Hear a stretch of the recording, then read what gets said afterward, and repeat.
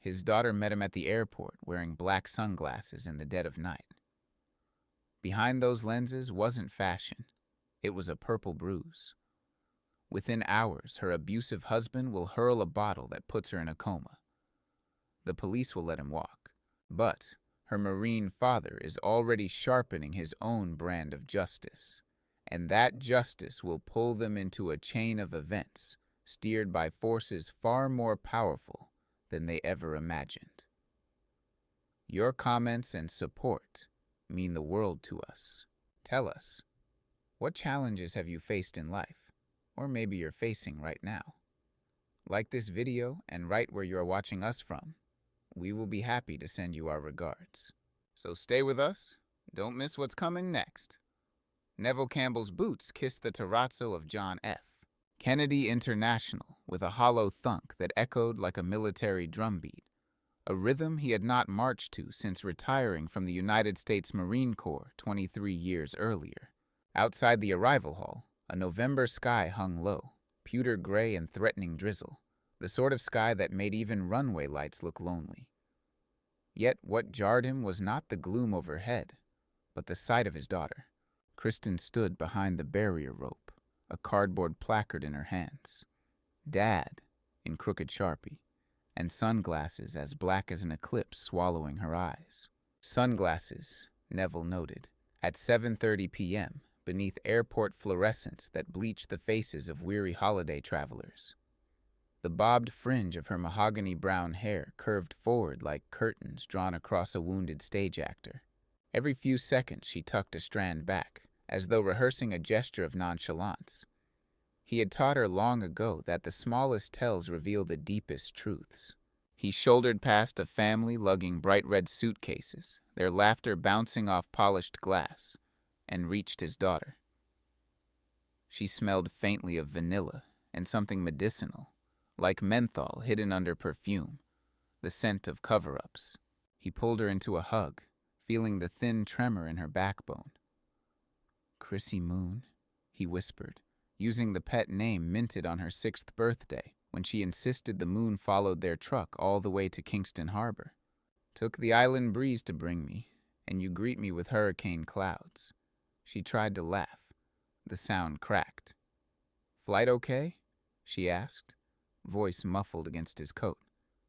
"Long, but the horizon's always shorter coming home," he answered. Then, softer. "Are you wearing those shades 'cause Kingston sunshine hitchhiked north?" Kristen's spine stiffened. "Just tired eyes, Daddy." Allergies. She waved the placard between them, flimsy as an alibi. Neville chose silence. Marines learned when to hold fire until the target stepped into clear view. Instead, he took the handle of her modest roller bag. He recognized it from college days, its vinyl corners frayed like old secrets, and guided her toward the parking garage. As they walked, his peripheral vision caught how she inclined her head away from bright overhead lamps, as if fearful that light itself might bruise. The elevator smelled of diesel and damp wool. Kristen fiddled with the plastic bunny keychain dangling off her car remote, an Easter trinket Christopher had once won at a boardwalk claw machine she'd written him that spring. Neville remembered because fathers keep odd inventories: lost teeth, first bike falls, love letters that smell of ocean brine. The bunny's paint had chipped, exposing dull metal beneath the pastel. She drove a 10-year-old Subaru. Inside, the air vents exhaled stale cinnamon. Neville buckled in, noting the passenger door's inner panel bore a hairline crack, as though someone's fist had tested it. The radio was off. The silence felt intentional. Twice on the way to her house in Yonkers, Kristen's phone vibrated. Each time her shoulders twitched. Her thumb flicked to reject the call without glancing at the screen. Outside, Thanksgiving banners fluttered. Cartoon turkeys grinned from lamppost poles, unaware that gratitude sometimes bleeds behind closed doors. Neville asked gentle questions about work. She managed clipped answers, still designing newsletters for a non-profit, still thinking of graduate school sometime. Not once did she mention Christopher. The absence of a name can boom louder than artillery. As they pulled into her driveway, a two-story colonial with vinyl siding the color of damp straw, Neville spotted the glow of two porch lights. One bulb flickered like a failing heartbeat. Kristen hurried out, hovering by the trunk, body angled to block his sightline to the front windows. "Let's get you warm," she said. "I made pumpkin soup." She grabbed his duffel, forgetting he still outranked her in lifting heavy burdens. Inside, the foyer lamp remained off. Only kitchen under-cabinet lights painted weak amber strokes across laminate flooring. A cinnamon candle burned, competing with another note, cheap whiskey seeping from unseen pores in the walls. Kristen led him to the guest bedroom, though he would have preferred the couch for lookout duty. The room smelled of lavender sachets, but the mirror above the dresser had been removed. 4 screw holes yawned like empty eyes. Mirrors reflect truths. Someone had evicted that witness. Neville set his bag down. "Dinner later," he said, voice mild. "First, tell an old soldier about the battlefield." "I can't read faces behind that visor." Her hand fluttered to her glasses. The fingers hesitated, retreated. "It's nothing," she murmured, gaze fixed on floorboards veined like tidal sand. Christopher's under pressure. Company downsizing. Overtime cuts. You know how stress is. Stress does many things, but it never gifts sunglasses after sunset." His tone stayed even, but inside a drumbeat quickened. The cadence that precedes decisive action. Kristen inhaled. Exhaled.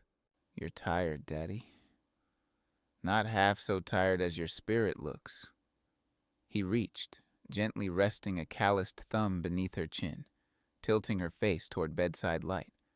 She flinched as though the light were a lash. He felt rage coil slow and cold. No wildfire, but the deliberate burn of rum set alight in a metal tin. The moment stretched, a drawn bowstring. Then she stepped back, shaking. "Please?" she whispered. "Please, just let it be tonight." Tomorrow's Thanksgiving. Neville collected himself. "Tomorrow, then," he agreed, though the word tasted like powder smoke. He kissed her forehead, felt a swelling there under her hairline, soft and wrong, and left her to rest. Alone, he unpacked, removing an olive green duffel's lining to reveal a weathered leather journal, and tucked in its spine, a photograph. Kristen at 11, missing both front teeth, beaming beside her mother's little grave in Portmore after planting. Hibiscus. Neville ran a thumb across the image. He had promised her that day no storm would catch her alone. Promises are debts soldiers never retire. The house creaked as midnight settled. From somewhere downstairs, glass clinked, followed by a muttered curse in a slurred baritone. Neville opened his journal, its pages lined with tactical notes and Bible verses, and began a new entry. Reconnaissance, November 26th. Enemy possibly intoxicated, unpredictable. Civilian asset fragile, concealing injuries. Objective, extract truth. Neutralize threat without collateral. Sunrise will dictate maneuver. Outside, drizzle thickened to rain, tapping Morse code on the guest room window. Urgent, insistent, impossible to ignore. Morning unfurled like a bruised eyelid, grayish-violet light seeping through blinds. Neville's internal clock woke him at 0500. He completed 50 push-ups on the hardwood, each ascent expelling fumes of anger in controlled breaths. Marines call it bleeding the poison. Downstairs, he found Kristen in the kitchen, still wearing sunglasses, stirring pumpkin soup as though the ladle were a lifeline. Her right hand trembled. The spoon clanged against the pot. "I remember when you scraped your knee falling off Miss Danvers's mango tree," he began casually. "You swore you'd never cry. But tears and truth are same river. They eventually swim out." She kept stirring. "Soup's almost done. I'll make coffee." He ground beans, scent slicing through silence. Steam curled up, fogging her lenses. She removed them, wiped with a dish towel, hesitated, and hung them from her neckline. Beneath, a blooming palette of yellows and purples stained the skin around her right eye, like night sky trying to swallow dawn. The bruise's edges were smudged with concealer, an artist's failed attempt to repaint reality. Neville forced himself not to react, giving her dignity of continuing. "Any word from Christopher this morning?" he asked. "He slept at a friend's. Said he'd be home later to carve the turkey." Her voice broke on the bird's name. Neville ladled soup into bowls. He tasted nutmeg, ginger, but also salt. Her sorrow spilled by accident. They ate in quiet. Rain braided itself down window panes, silver stitches eager to mend what humans keep ripping. When dishes were done, Kristen lingered at the sink. "Remember when Mom taught me to hide love notes in your uniform pockets?" she said suddenly, smile sad. "I thought secret words could keep bombs away." Neville touched her shoulder. "They did. I carried them through 2 tours. Still got one tucked inside my passport." She turned, tears hanging like dew on lower lashes. "Words don't stop fists, Daddy." "No," he answered, steady as a rifle rest. "But they summon allies." Her phone buzzed on the counter. Christopher. She stared at the screen until it stopped. "He'll be angry I didn't answer." Neville's jaw set. "Fear is a leash, Chrissy Moon. You've been wearing it too long." She shook her head. "You don't know him, Daddy. When he's sober, he's so gentle. The man you'd like." Quotes Langston Hughes, volunteers at food banks. "Sobriety reveals character. Liquor sharpens what's already blade." She bit her lip. "After job cuts, he spiraled. Said I should get pregnant so we'd feel like family again. I wasn't ready. He took it as betrayal." Her fingers twisted the silver wedding band she'd moved to her necklace chain. "I keep thinking if I love him harder." "Love isn't Kevlar," Neville said softly, "and bullets don't negotiate." The kettle whistled long and shrill. Kristen flinched. Neville silenced it. Somewhere on the living room wall, a clock ticked like distant artillery. He decided on daylight reconnaissance. "Let's grocery shop for Thanksgiving," he suggested. "Normalcy is camouflage." She agreed, relief flickering. At the supermarket, Kristen wore a knitted beanie pulled low. Neville pushed the cart, watching her wince whenever a stranger's elbow brushed near. In produce, she reached for cranberries. Her sleeve slid back, revealing finger-shaped bruises on her wrist. She yanked the cuff down so fast the fabric squealed. A cheerful employee offered free cider samples. Kristen declined, eyes darting. Neville accepted one, sipped, then asked the young man about traffic back to Yonkers, collecting intel. Officers call it small talk surveillance. He learned that heavy holiday congestion delayed emergency response times by up to 40 minutes. Useful, albeit grim. At checkout, Kristen's card was declined. She fumbled, cheeks flushing behind her bob. "I moved money to Christopher's account for rent," she whispered. Neville paid cash. Outside, they loaded groceries. He let the trunk slam a little too hard, testing sound reverberation. Wooden fence amplified it. Tactical consideration. Acoustic cover for future. He cut the thought off. Back home, the driveway hosted an unfamiliar BMW, black paint beaded with rain. Christopher emerged, 6'3", silver tie skewed, eyes bloodshot. His smile was slow poison. "Happy Turkey Day, Pops," he drawled, arms open. The alcohol fumes wafted before his voice. Neville's pulse cooled rather than spiked. A predator's hush. "Evening, Christopher." Kristen froze mid-step. Groceries sagged in her arms. Christopher plucked a sweet potato bag, tossed it upward, caught it like a baseball. One yam slipped, thudding at Kristen's feet. "Clumsy, babe," he snickered. Neville retrieved the yam, brushing dirt away. "Dinner at 6, he said, commanding neutral ground. "Family table talk." Christopher's smirk stretched. "Sure thing, Sarge. We'll talk about plenty inside." The house inhaled tension. Kristen excused herself, fleeing to upstairs bathroom. A door clicked, lock turning, thin metal trying to hold back storms. Christopher slumped into the sofa, grabbed remote, turned on pre-game commentary, quarterbacks debating strategies while his own strategy fermented in veins. Neville watched him, memorizing micro-movements, lazy blink, twitch of jaw, the way fingers drummed the beer can as if itching to become fists. At 1600 hours, Christopher opened scotch. By 1730, he'd switched to bourbon. Turkey aroma mingled with ethanol haze.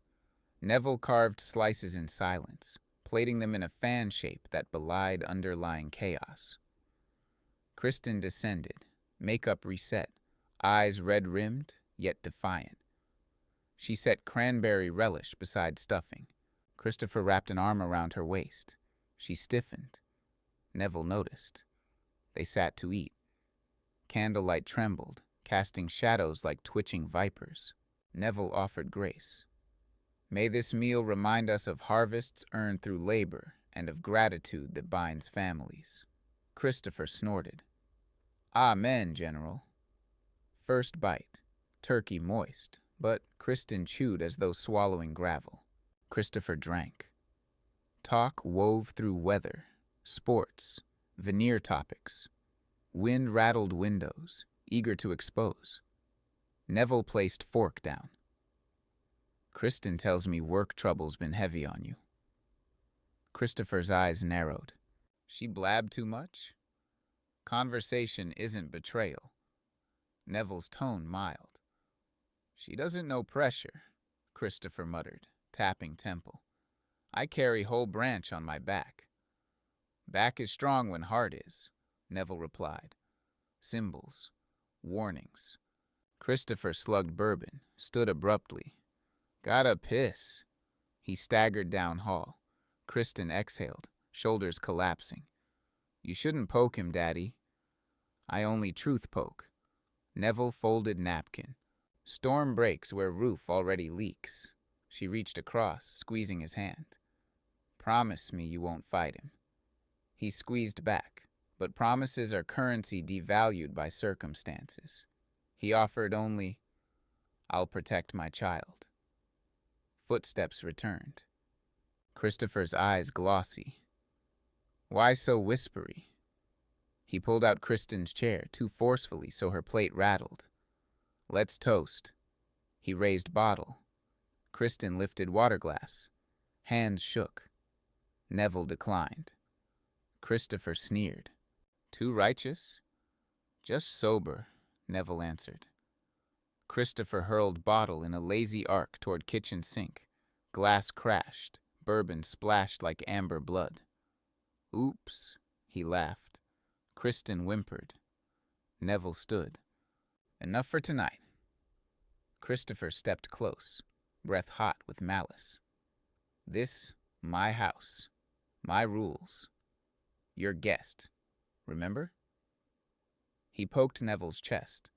Neville's old training whispered, "One finger jab equals threat threshold." He did nothing, for now. Marines pick ambush sites, not barroom stages. Kristen placed a trembling palm on Christopher's arm. "Please, love. Dad's right. Let's rest." Her gentleness enraged him more. He spun, yanking her wrist. She cried out. Neville's chair scraped back. A single thought pulsed. Not my daughter, never again. But strategy demanded patience. A predator observes before it pounces. Christopher released her, laughing. "Drama queens." He strode upstairs, door slamming. Kristen sagged onto chair, sob breaking free. Neville gathered her into arms. Rain-hammered roof, syncopated with her trembling. He whispered what he'd once told recruits before night patrol. Darkness is temporary. Eyes adjust. Then you move her tears, wet his collar. Somewhere upstairs, Christopher began snoring, an unsteady metronome ticking toward ruin. Thanksgiving dawn glinted weakly across rooftops, but house number 14 on Juniper Lane felt locked inside perpetual dusk. Neville brewed Blue Mountain coffee, taste of homeland, and strategized. War taught him every campaign begins with intel and allies. His first ally, the truth. While Kristen showered, he entered the master bedroom. He'd expected chaos, but the room was immaculate, an abuser's preferred theater, serenity masking violence. Yet on the vanity lay a receipt for Diamond and Company, pawn shop, dated 2 weeks earlier. Listing item, 14-carat wedding ring, sold for $480. Kristen's ring sat on that chain around her neck. So, whose band had Christopher pawned? A question to weaponize later. Bathroom door opened. Steam curled out like retreating spirits. Kristen emerged in robe, bruise fading into sickly yellow. Neville showed her the receipt. She stared, confusion curdling into resignation. He sold his ring. Said metal allergies. Allergy to commitment, maybe, Neville muttered. Downstairs, a voice slurred. Coffee for champions? Christopher shuffled in, eyes bloodshot but wearing gym clothes, as if costume could rewrite narrative. Neville handed him a mug. We need talk. Sober talk. He gestured toward patio.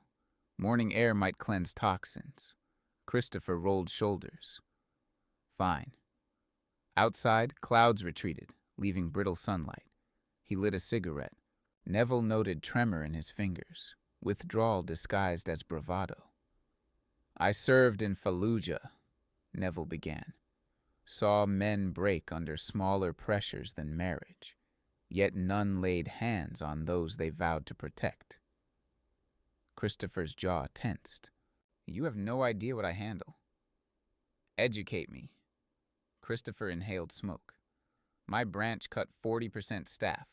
Boss doubles my workload, threatens to can me if numbers slip.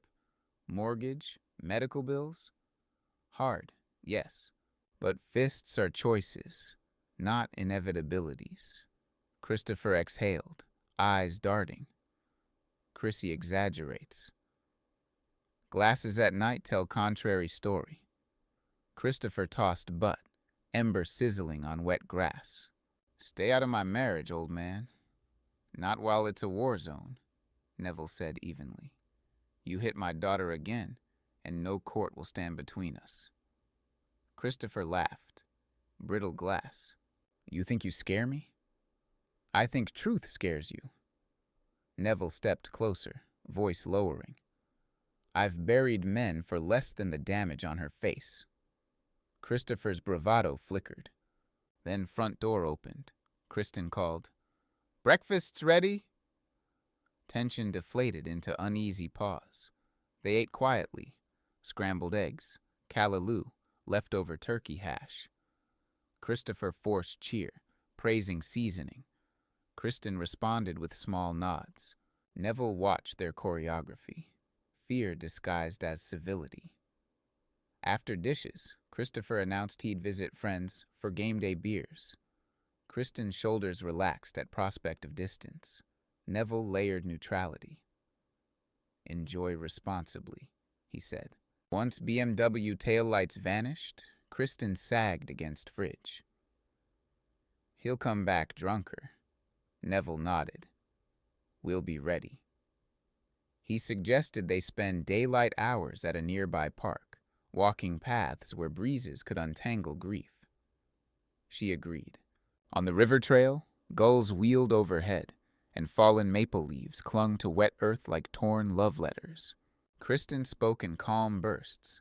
First date at Coney Island. Christopher's jokes. First shove 6 months into marriage.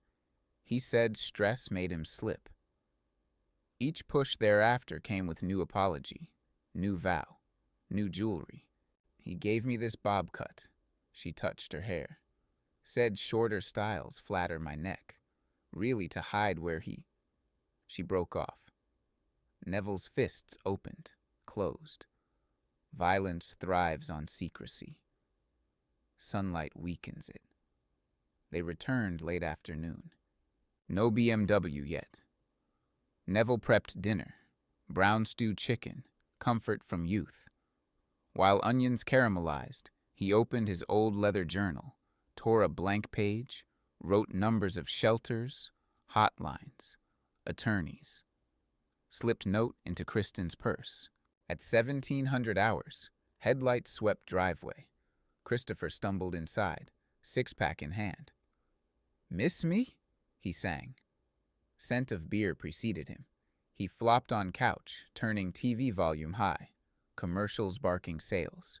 Dinner served at 6:30. Christopher scarcely tasted chicken before reaching for rum. Neville noticed keys still in his jacket pocket. Good. Less chance he'd drive. Conversation attempted. Failed. Kristen mentioned a children's charity raffle. Christopher barked, "Waste of money." He swatted fork, gravy splashing tablecloth. Her eyes flashed humiliation. Neville set down knife. "Lower your tone," he said. Christopher sneered. "I forget, you're king of this castle now?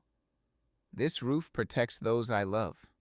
Christopher stood, palms flat on table. "You want me gone?" "Say it." Kristen's voice trembled. "Just sit, please." Christopher slapped tabletop. Plates jumped. "You always take his side." Rain resumed, drumming roof like warning. Neville spoke calm. "We can discuss. No need for anger." Christopher's laugh slithered. He seized bourbon bottle. "Toast to family." He tilted glug, amber spilling down chin. Then, without warning, he whipped bottle toward Neville. Reflex. Neville ducked. The bottle's neck clipped overhead light, shattering bulb, spinning off trajectory, toward Kristen. She lunged, arms up. Glass struck her temple with sick crack. She fell, blood mingling with bourbon puddle. Time slowed to syrup. Neville vaulted over table, catching her head before it hit tile. Her eyes rolled, lids fluttering, blood threaded down cheek. He roared, "Call 911!" Christopher stared, pale. Neville pressed napkin to wound, pulse pounding in his wrists. Sirens? None yet. He barked again. Christopher fumbled phone, slurred address. Ambulance arrived after 11 minutes. Neville counted each heartbeat. Paramedics stabilized Kristen, loaded stretcher. She slipped into unconsciousness, mouth forming word he couldn't hear.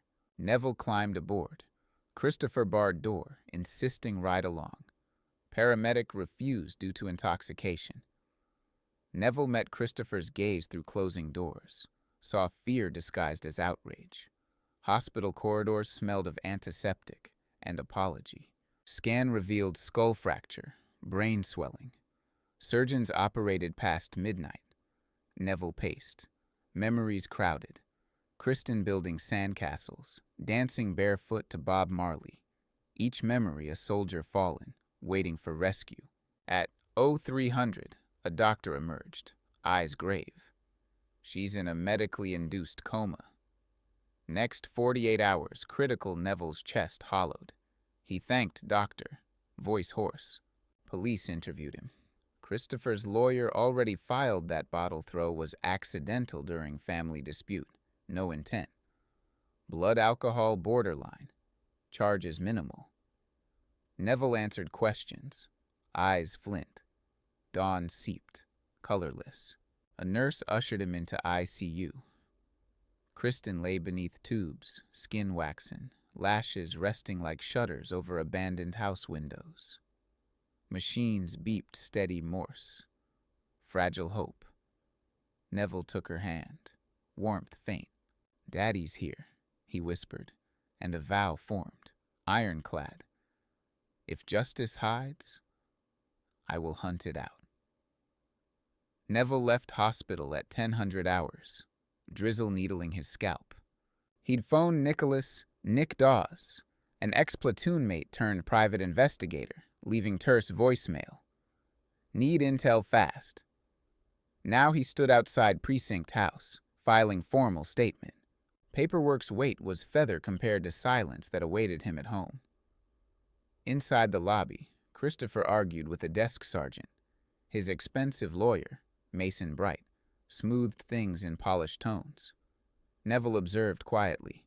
Christopher's clothes were fresh, hair wet-combed, abusers no optics. Mason assured press no charges pending. "Domestic mishap," he said. When Christopher noticed Neville, a flicker of shame crossed his face, smothered by bravado. "How's the princess?" he taunted. Neville studied him, bloodshot eyes darting, cut on knuckle bandaged. "Alive," he said. "Unlike your conscience." Lawyer stepped between. "Mr. Campbell, please refrain." Neville smiled thinly. "Counsel can polish dung. Still smells." He turned, walking into rain. Back at Kristen's house, silence loomed. Bourbon stain, dried rusty, marred dining room tile. Glass shards glinted where sunlight pierced curtains. Neville swept carefully, each shard a frozen scream. He placed jagged pieces into evidence bag, souvenirs for eventual reckoning. Phone chirped. Nick's voice. "Did recon. Christopher Hopper. 2 DUIs sealed. Anger management plea deal 5 years ago. Downsizing rumor true, but also gambling debts. Owes 10 grand to off-book lender called Razor DeLucci." "Useful," Neville replied. "Need addresses, schedules." Sending file. "You planning front page justice or back alley?" "Quiet jungle law," Neville said. He packed a go bag. Nitrile gloves, duct tape, zip ties, tourniquet, tools to stop bleeding or start it. Old habits. Marines travel light, yet lethal.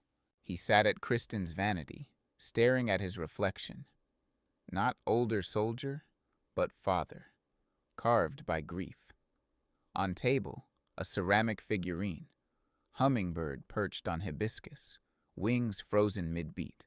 Jamaican folklore calls the hummingbird Dr. Bird, symbol of resurrection. He pocketed it. Symbols anchor men straying into darkness. Evening painted streets, cobalt. Neville drove rental sedan, gray, forgettable, to Razor DeLucci's pool hall in East Bronx. Neon sign flickered 8 ball. Inside, smoke thick, Sinatra on jukebox. Razor, mid-40s, scars like road maps across knuckles, leaned over table. Neville ordered seltzer, waited until Razor noticed stranger not drinking. Razor approached. "Need something, Grandpa?" Neville answered in patois lilt he hadn't used since youth. "Need debt note for Christopher Hopper." "Private business." Razor smirked. Neville slid 2 envelopes, one with 5 grand cash, the other with printout of Razor's parole violations. Nick's work. "Trade," Neville said. Razor's eyes narrowed, weighing risk. After beat, he pocketed envelopes, scribbled address where Christopher met to pay installments. An abandoned warehouse near river. Deal done. Next stop, warehouse recon. Broken windows, graffiti tags, rats scurrying. Perfect. Back at hospital, Neville sat by Kristen's bedside. Her hand twitched once. Doctor said reflex. He prayed anyway, voicing Psalm 23 in whisper. Saturday dusk, 48 hours since surgery. Kristen's ICP, intracranial pressure, stabilized. Good sign. Neville kissed her forehead, then left ICU. Mission time. In trunk of sedan, he stored toolkit and a syringe of ketamine stolen from his own knee replacement stash years ago. Dosage measured for incapacitation, not overdose. He called Christopher, voice steady. Come meet me. Talk man to man. Warehouse at 31st Pier. Bring that bottle of apology because I'm thirsty for closure. Christopher laughed, mocking. Old man finally wants truce? Fine. Neville parked sedan behind warehouse. Moonlight fractured on river like shards of his dining room glass. He waited inside, perched on metal staircase overlooking floor. Engine noise. BMW headlights speared darkness. Christopher swaggered in, bottle of whiskey swinging. Where's pathetic peace offering? Neville stepped from shadows. Up here. Christopher climbed stairs, cursing tremor and railing. At top platform, Neville tossed him a flashlight. Beam revealed a chair bolted to steel grate, zip ties dangling. Christopher scoffed. You kinky now? Neville's voice chilled. Sit. Or what? Neville produced marine K-bar knife, blade catching moon. Or you leave here minus certain parts. The calm in his tone froze Christopher more than Blade. Christopher tried laugh. Neville moved with predator speed. Arm hook, wrist lock, knife flat, no cut, just promise. He forced Christopher into chair, zip-tied wrists, ankles. Bottle toppled, whiskey pooling. Christopher spat. Illegal detention! Neville knelt, syringe gleaming. Ketamine's quick. You won't move, but you'll listen. He injected thigh. Drug slowed Christopher's limbs into syrup. Why? Christopher slurred. Because law gave you bail. Jungle law demands balance. Neville retrieved cell, played audio. Kristen's 911 call from previous incident Nick had obtained, her voice pleading. Christopher whimpered. Neville spoke softly. Confess. I record. Full admission. Plus gambling debts. Pawn ring. Every bruise. Then you sign power of attorney granting me guardianship of Kristen's medical decisions. You vanish. Rehab in Jamaica, maybe. He flipped document on clipboard. Christopher's pupils dilated. Never, Neville sighed. Alternative. Razor DeLucci hears you'll default. He pressed another button. Razor's voicemail threatening broken kneecaps. Razor now owes me favor. Won't be hospital beds for you, Christopher. Pine box sweat beaded Christopher's brow. He swallowed. I'll sign. Neville produced pen. Christopher's signature scrawled drunken loops. Now confession. Neville held recorder.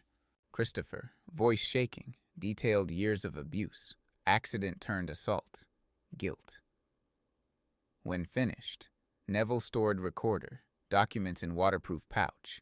He cut zip ties, leaving Christopher slumped.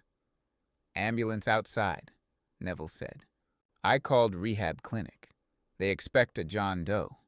You show up or Razor shows up. Christopher sobbed. Neville left him, calling 911 anonymously about intoxicated man needing medical help. Outside, dawn bruised horizon. Neville drove to hospital. In ICU, he found Kristen's eyes half open, glazed but aware. He clasped her hand. Storm's easing, he whispered. She mouthed, Safe? He nodded. Doctor confirmed gradual improvement. Legal matters now. With power of attorney, Neville moved finances, froze joint accounts, hired attorney. Later, police informed him Christopher checked into rehab voluntarily. Charges reopened after recorded confession delivered anonymously. Night fell calmer. Neville sat by Kristen, humming Jamaican lullaby his mother once sang, voice low as tide. The hummingbird figurine perched on bedside table, catching lamplight. A tiny resurrection. He closed journal entry. Operation Guardian complete. Enemy neutralized. Asset recovering. Wars end. Love persists. The ICU lights never dimmed, but Monday at dawn they flickered twice. Perhaps a warning that the quiet between battles was ending. Neville had spent the night half asleep in a plastic chair, waking at every sigh of the ventilator. Kristen's vitals held steady. The swelling in her brain had inched downward by a decimal only a neurosurgeon could celebrate. Still, her eyelids fluttered without opening, as though she were pacing the threshold between two rooms and could not decide which offered safer shelter. At 6:17, a nurse tapped Neville's shoulder. "You have a visitor in the family lounge." The nurse's expression was neutral in that practiced way that really meant brace yourself. Neville followed the corridor, boots whisper soft on waxed linoleum, and pushed open the glass door. Mason Bright waited, tieless this time, Armani jacket folded over one arm like a cobra at rest. Behind him stood Detective Yvonne Morales, short, wiry, eyes the color of burnt espresso. She carried a manila folder thick enough to club a man unconscious. On the widescreen television, a cartoon turkey advertised half-price mattresses, gobbling cheerfully, while the detective cleared her throat. "Mr. Campbell," she began, "we need to discuss a complaint filed against you by Christopher Hopper. He alleges unlawful restraint, assault, and coercion." Mason smiled with all the warmth of a dead phone battery. "My client claims you kidnapped him, forced him to sign documents under duress, and administered an unknown drug." Neville didn't blink. "Your client threw a glass missile at a woman's head. He's lucky he's under roof, not dirt." Detective Morales lifted the folder. "Evidence places Mr. Hopper at Mercy Hill Rehab at 23:40 Saturday. Disoriented, puncture mark on thigh. Toxicology showed ketamine. According to him, you injected it." Neville's silence was a taut rope. He weighed the room. Exit behind him, bright window on left, security camera in corner. No blind spots. Did he also mention the 2 sealed DUIs and the gambling debt to Razor DeLucci? Mason's nostrils flared. Morales scribbled a note. "Irrelevant to kidnapping," the lawyer snapped. "Patterns of violence are never irrelevant," Neville answered. Morales closed the folder.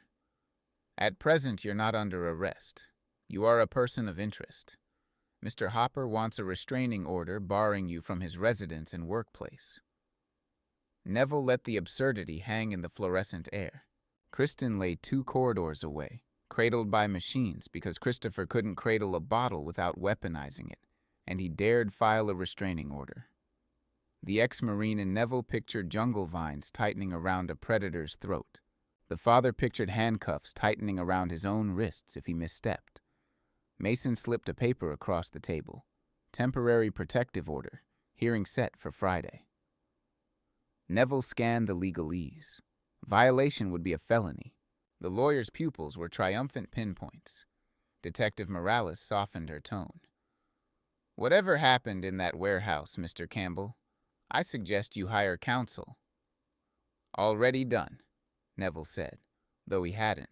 He would call Nick's sister, Camille, the only attorney he trusted. She'd defended refugees who had nothing but truth in their pockets. Truth, he reminded himself, was ammunition too, if you chambered it correctly. Bright reached for a styrofoam cup, took a sip, and misjudged. Hot coffee slopped onto his wrist. He hissed. Neville's lips didn't move, yet a thought zinged like shrapnel. Even porcelain fights back when handled without respect. Morales excused herself to check on another case. Mason Bright straightened, jacket draped over arm. "This restraining order is step 1, he said, low enough that cartoon turkeys couldn't overhear. Step 2 is civil damages. Christopher will pursue every penny you own, including your daughter's medical fund." Neville's jaw flexed, a tectonic plate under pressure. Civil courts value clean reputations. How spotless is a man who pawned his wedding band to finance bets?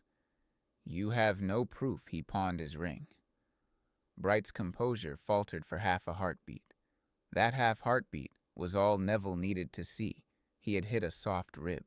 But a soft rib doesn't win wars. It only maps where to aim next time. The lawyer departed. Neville stood alone in the lounge, fluorescent lights buzzing overhead, feeling the world tilt back toward chaos. A restraining order wouldn't keep him from Kristen's bedside, but it could bar him from her house.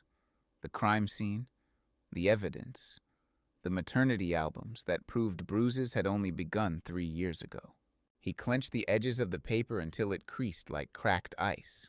From somewhere down the corridor, a code blue alarm wailed, tearing into the hush. Neville whipped toward the ICU doors. Not Kristen's room, thank God. Yet the sound drilled straight into his spine, a reminder that all systems can crash without warning. He folded the restraining order, slipped it into his breast pocket, and as he strode back toward Kristen's room, he already felt the trap jaws shifting beneath his feet. Somewhere beyond the hospital walls, Christopher was free, lawyered up, nursing a bruise on his ego and a vendetta in his blood. Neville had neutralized a violent husband. He had not accounted for a vindictive enemy whose next weapon might be the very law that failed before. Back in the dim hush of room 214, he took Kristen's hand. Her finger twitched again. Doctors called it a reflex. Neville chose to label it a promise. And while machines hummed, he leaned close and whispered a single sentence into her ear, unaware that a nurse by the door paused to listen, startled by the steel in his voice. Princess, the real war just started. Camille Dawes arrived at noon in Mawachachin sneakers and a blazer the color of wet slate, dark curls piled into a knot that announced efficiency. She hugged Neville, only once, quickly, and launched into briefings while they walked the hospital atrium. I petitioned Judge Rafferty to amend the protective order, she said, flipping her tablet. We'll argue Christopher is a violent threat. You acted in defense of your incapacitated daughter. I've also requested discovery on his sealed DUIS. Morales can push for unsealing if she's motivated. She seems motivated, Neville replied. But Bright will dig for dirt on me. Camille arched a brow. Any? Only combat footage and old scars. Scars sometimes persuade juries. They reached the cafeteria, lines of holiday volunteers spooning gravy onto plastic trays. Camille spoke lower. Bigger problem. Hopper's employer is Helix Biome, a biotech firm with deep pockets. They'll protect their brand. Gossip says they're lining him up for wrongful injury countersuit against you, and Kristen Neville's fist tightened around a coffee stirrer until it snapped. Countersuit against a woman in a coma? Welcome to corporate America. He stared out the window where November sunlight sketched anemic shadows across pavement. I need leverage heavier than sealed DUIS. Camille tapped her screen. Nick emailed me something strange. Hopper's branch at Helix Biome oversees a trial drug, X66. Side effect data looks suppressed. Nick's contact claims Hopper falsified reports. Neville's focus sharpened like a knife on whetstone. Evidence? Encrypted drive. Courier arriving tonight. She paused. If the story checks out, we expose a fraud ring. Helix Biome will drop Hopper like a live grenade to save itself. Neville considered the battlefield, one target mutating into two. Take down the bigger beast and its minion starves. Show me the intel as soon as it lands. Camille's phone vibrated. She read the text, grimaced. Judge denied immediate modification. Hearing stands Friday. Then we hold the line until Friday. At 4 p.m., Neville returned to Kristen's room. He found Detective Morales there, flipping through a leather notebook. She glanced up. CCTV from the warehouse is missing. Cameras were disabled at 1900 hours, 20 minutes before you arrived. That suggests premeditation. Neville's gaze stayed level. Cameras break in abandoned sites. True, but the city owns them for waterfront security.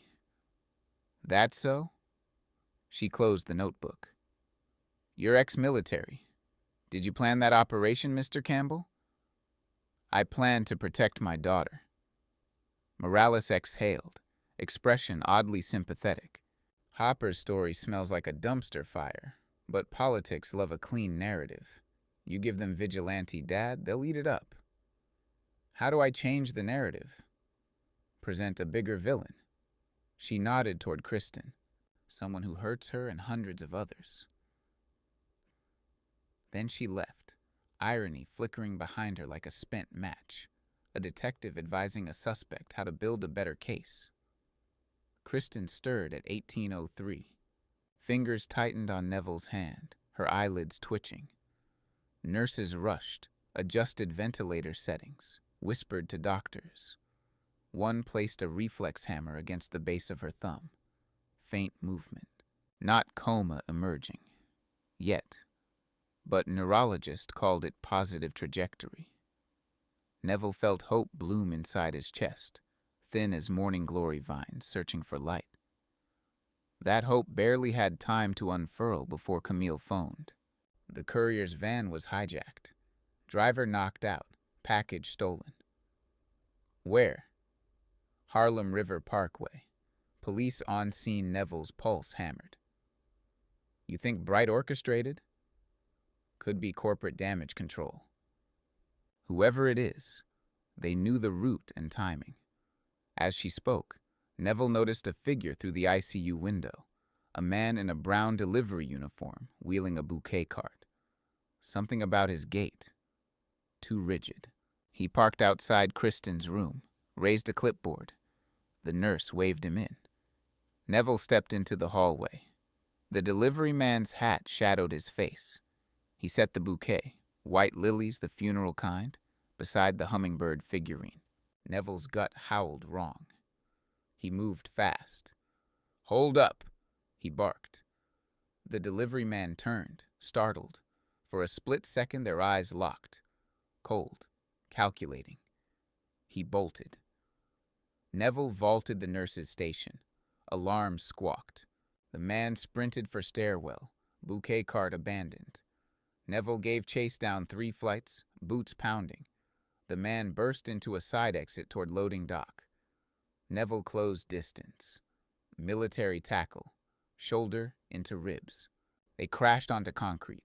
Package slipped from the man's jacket, thumb drive taped to a black velvet box. Neville snatched it while the man threw an elbow, tearing away. Security guard rounded the corner. The man leaped into a waiting sedan and screeched off. The guard grabbed radios, but plates were already gone. Neville pocketed the thumb drive, heart battering his ribs. He returned upstairs, bouquet still parked like a tombstone beside Kristen. Inside the lilies was a folded note. Next flowers will be hers. The hook sank deep, yanking every nerve in his body toward a single realization. Christopher hadn't just lawyered up. He'd recruited sharks who treated threats like legal tender, and the bid on Kristen's life had just entered open auction.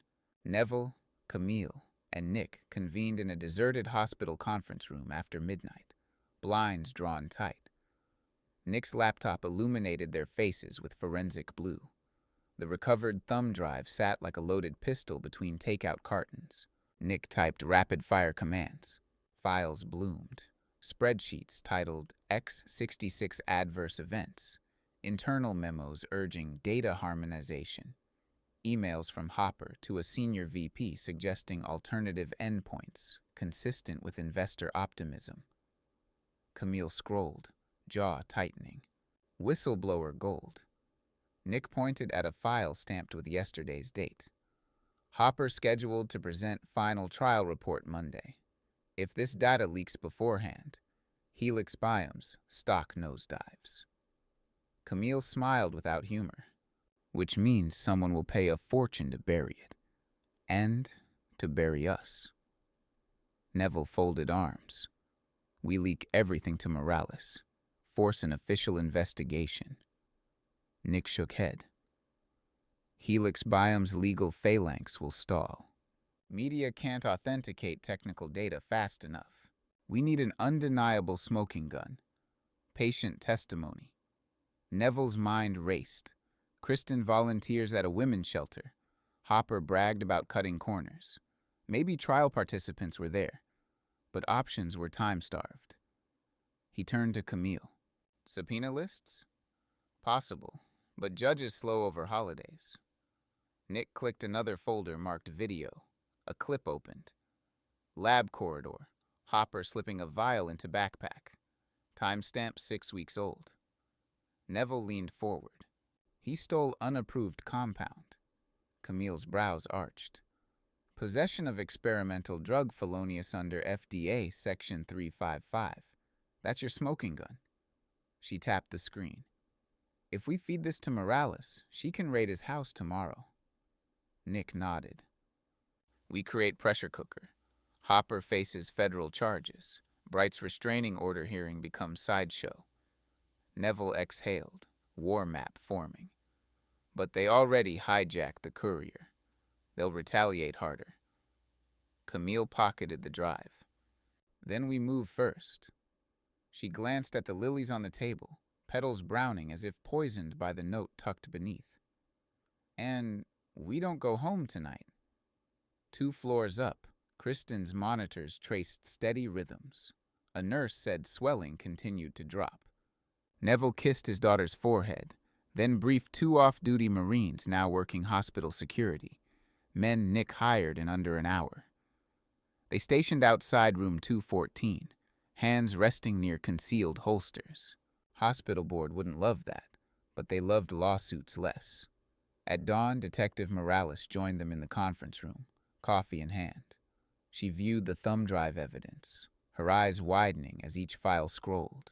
By 9:30, she secured a search warrant for Hopper's residence and Helix Biome's Phase 3 archive server. SWAT-equipped FDA agents prepared to move. Neville rode in Morales' cruiser toward Hopper's suburban townhouse. Restraining order be damned. A federal raid ranked higher. As they turned onto Maple Ridge Drive, police lights painted sunrise cobalt and crimson. Hopper's BMW already sat in the driveway, curtains drawn. Agents assembled, body armor gleaming. Stay back, Morales said. Neville remained behind patrol car, yet every Marine muscle twitched. The battering ram split Hopper's front door like rotten plywood. Agents flooded inside. Seconds stretched. Then a shout. Clear! Suspect in bedroom. Non-responsive. Neville's guts clenched. He sprinted despite warnings, heart slamming against restraining order paper in his pocket. In the upstairs master bedroom, Christopher lay sprawled on mattress, pupils pinholes, syringe on the duvet. An evidence tech tested liquid, fentanyl-laced heroin. Beside him, a single-page letter. Can't face jail. Blame Neville Campbell. He drugged me before. He'll claim I did the same. Goodbye. Morales cursed. Suicide before indictment. Convenient Neville stared at the body. A crimson vein tracked from injection site like a railroad to nowhere. Suicide or staged? Evidence unit discovered no vial of X66, no lab paraphernalia. Nick's video proved Hopper stole drug, but it was gone now. Morales suspected Helix Biome cleanup crew reached him first, swapping vials for fatal cocktail, leaving note to smear Neville. News helicopters circled by midday. The narrative mutated hourly. Biotech scandal, domestic tragedy, hero Marine or vigilante monster. Neville watched headlines scroll across a diner TV while Camille drafted motions. Hopper's death triggered corporate spin. Helix Biome announced deep sorrow and denied misconduct. Mason Bright was suddenly devastated, though repeat sound bites showed him whispering with a Helix Biome spokeswoman. At 3 p.m., Camille's phone chimed. Judge advanced Friday hearing to Wednesday, citing public interest. Neville felt tide shift, half the city hungering for a scapegoat, the other half for a champion. He ordered black coffee, thinking of how reputations burn faster than dry leaves. Nick burst into the diner, breath visible in cold air. I traced the Lily's order, placed by burner phone, digits tied to a Helix Biome security subcontractor called Vector Watch. Guess who sits on Vector's board? He slid a photo. Mason Bright at a charity gala, arm in arm with Vector's CEO. Camille whistled. Conflict web tightening. Yet even webs had gaps. A piercing ringtone sliced through chatter. Neville's phone. Hospital number. He answered, throat suddenly dry. "Mr. Campbell," the neurologist said, voice warm but admonitory. "Your daughter opened her eyes. She can't speak yet, but she's responsive." Neville closed his eyes, relief flooding through every vein. "I'm on my way." He sprinted outside, cold wind slapping betrayal and hope across his face in equal measure. Camille yelled after him, "Watch your six! They'll come harder!" He waved without slowing. A city bus screeched by, horn blaring, and for a second he imagined Christopher's ghost riding shotgun, whispering curses. Then bus exhaust cleared, and the road ahead stood empty, except for yellow lane stripes stretching toward a hospital room where a miracle waited to breathe his name. Neville started the engine, unaware that two sedans idling across the street eased from the curb the moment he merged into traffic. Kristen's eyelids fluttered in confusion as he slipped into room 214. Her gaze found his, recognition blooming like a candle in fog. She tried to speak. The endotracheal tube silenced her. Tears pooled instead. Neville pressed her hand to his lips. "Shh. You're safe, princess." She squeezed once, weak but certain. A nurse adjusted sedation settings, then withdrew to give them privacy. Monitors beeped a lullaby of numerical hope. Neville leaned close. "Christopher won't hurt you again," he promised, omitting the tombstone details. Her brow furrowed slightly, a question he couldn't answer yet. At what cost? Moments later, Camille burst in, hair wind-whipped, cheeks flushed. She paused, softened, whispered, "Good to see you, Kristen." Then drew Neville into the hallway. "News bomb," she said. Helix Biome filed an emergency injunction to seal all trial data, citing trade secrets. "They allege your possession of the thumb drive constitutes corporate espionage," Neville swore under breath. "How fast can they bury us?" "Injunctive hearing tomorrow at 10. If they win, Morales can't touch the evidence."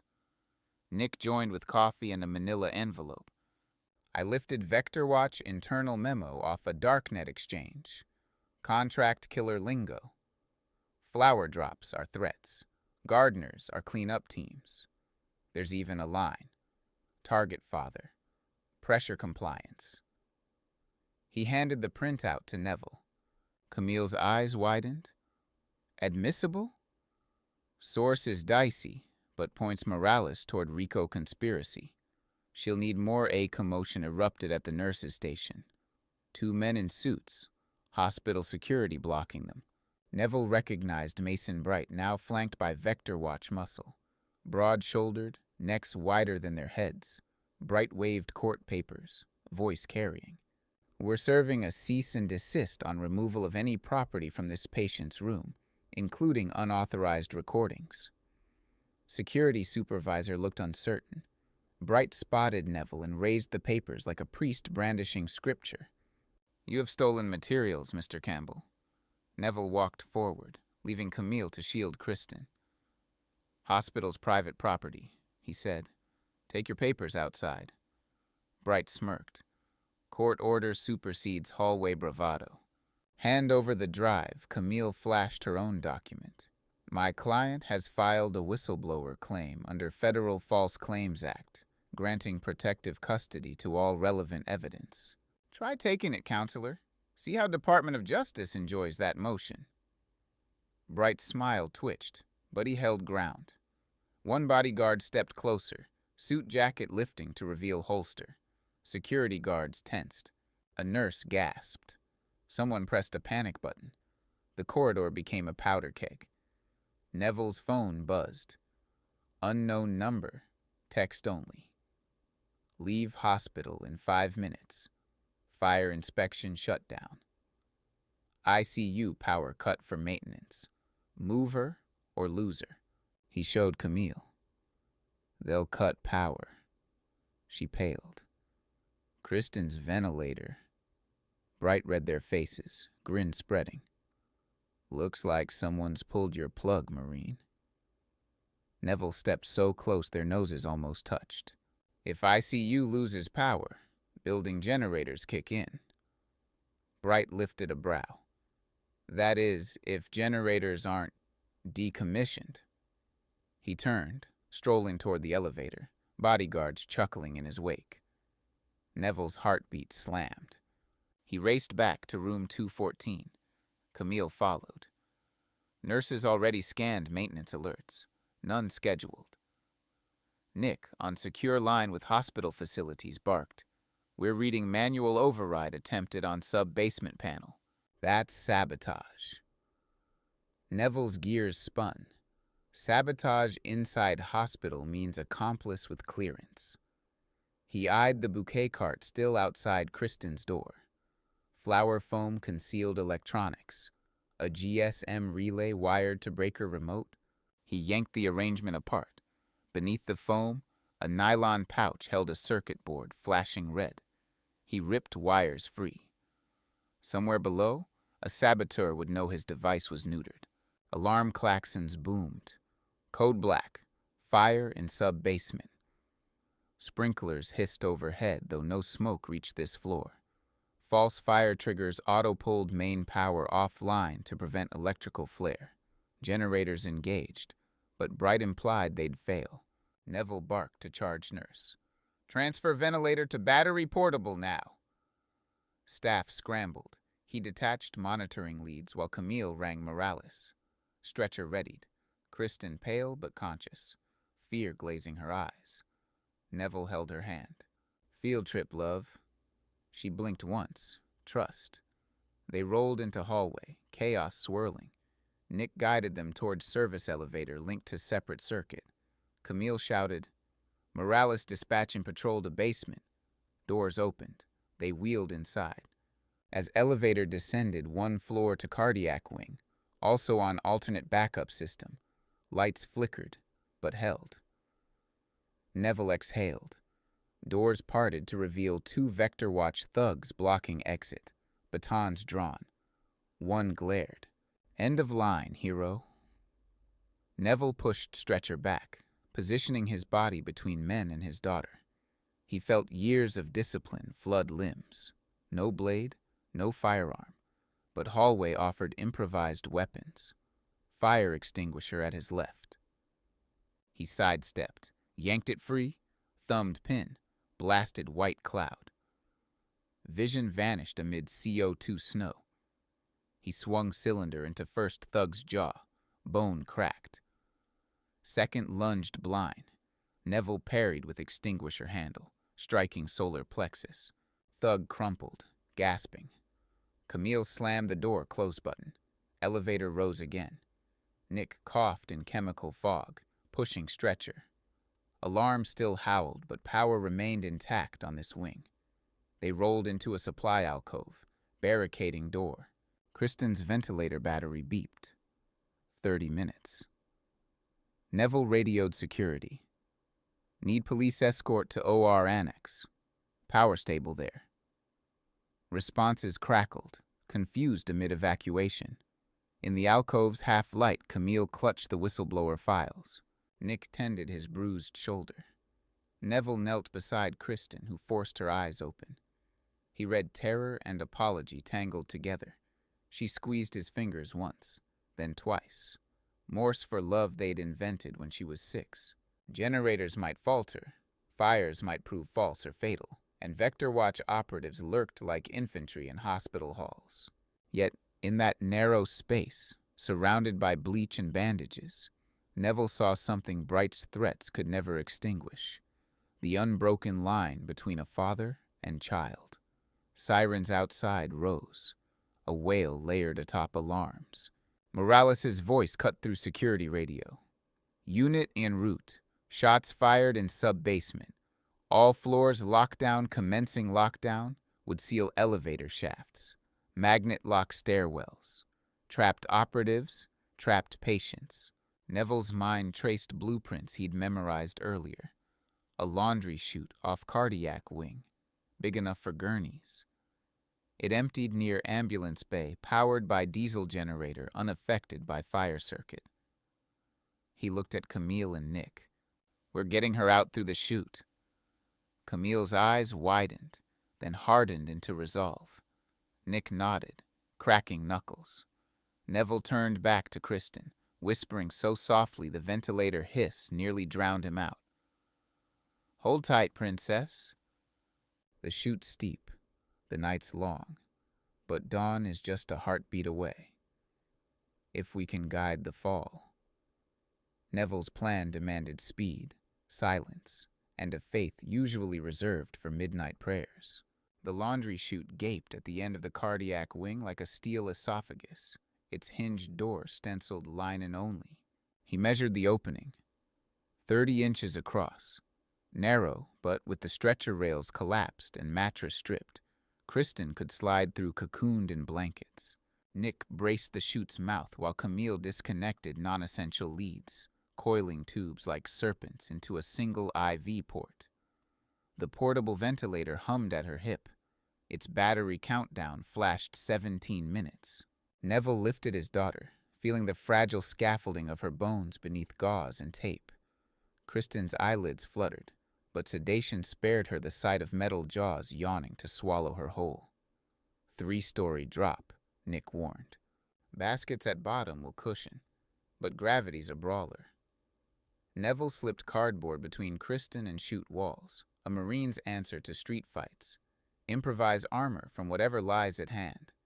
He placed the hummingbird figurine against her chest like a guardian medal, taped it in place, then wedged foam pillows along both sides. Camille checked corridor cameras on her phone. Vector watch icons swarmed 2 floors above. If they lock down elevators, stairwells are next. Window teams will rope in within 5 minutes. "Then we fly now," Neville said. He lowered Kristen feet first. Metal screeched. She slid, blankets catching only once before gravity smoothed the ride.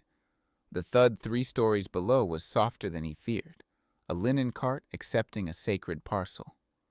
Camille clipped the ventilator strap across her torso and swung legs over edge. "Ladies first," she muttered, vanishing into darkness.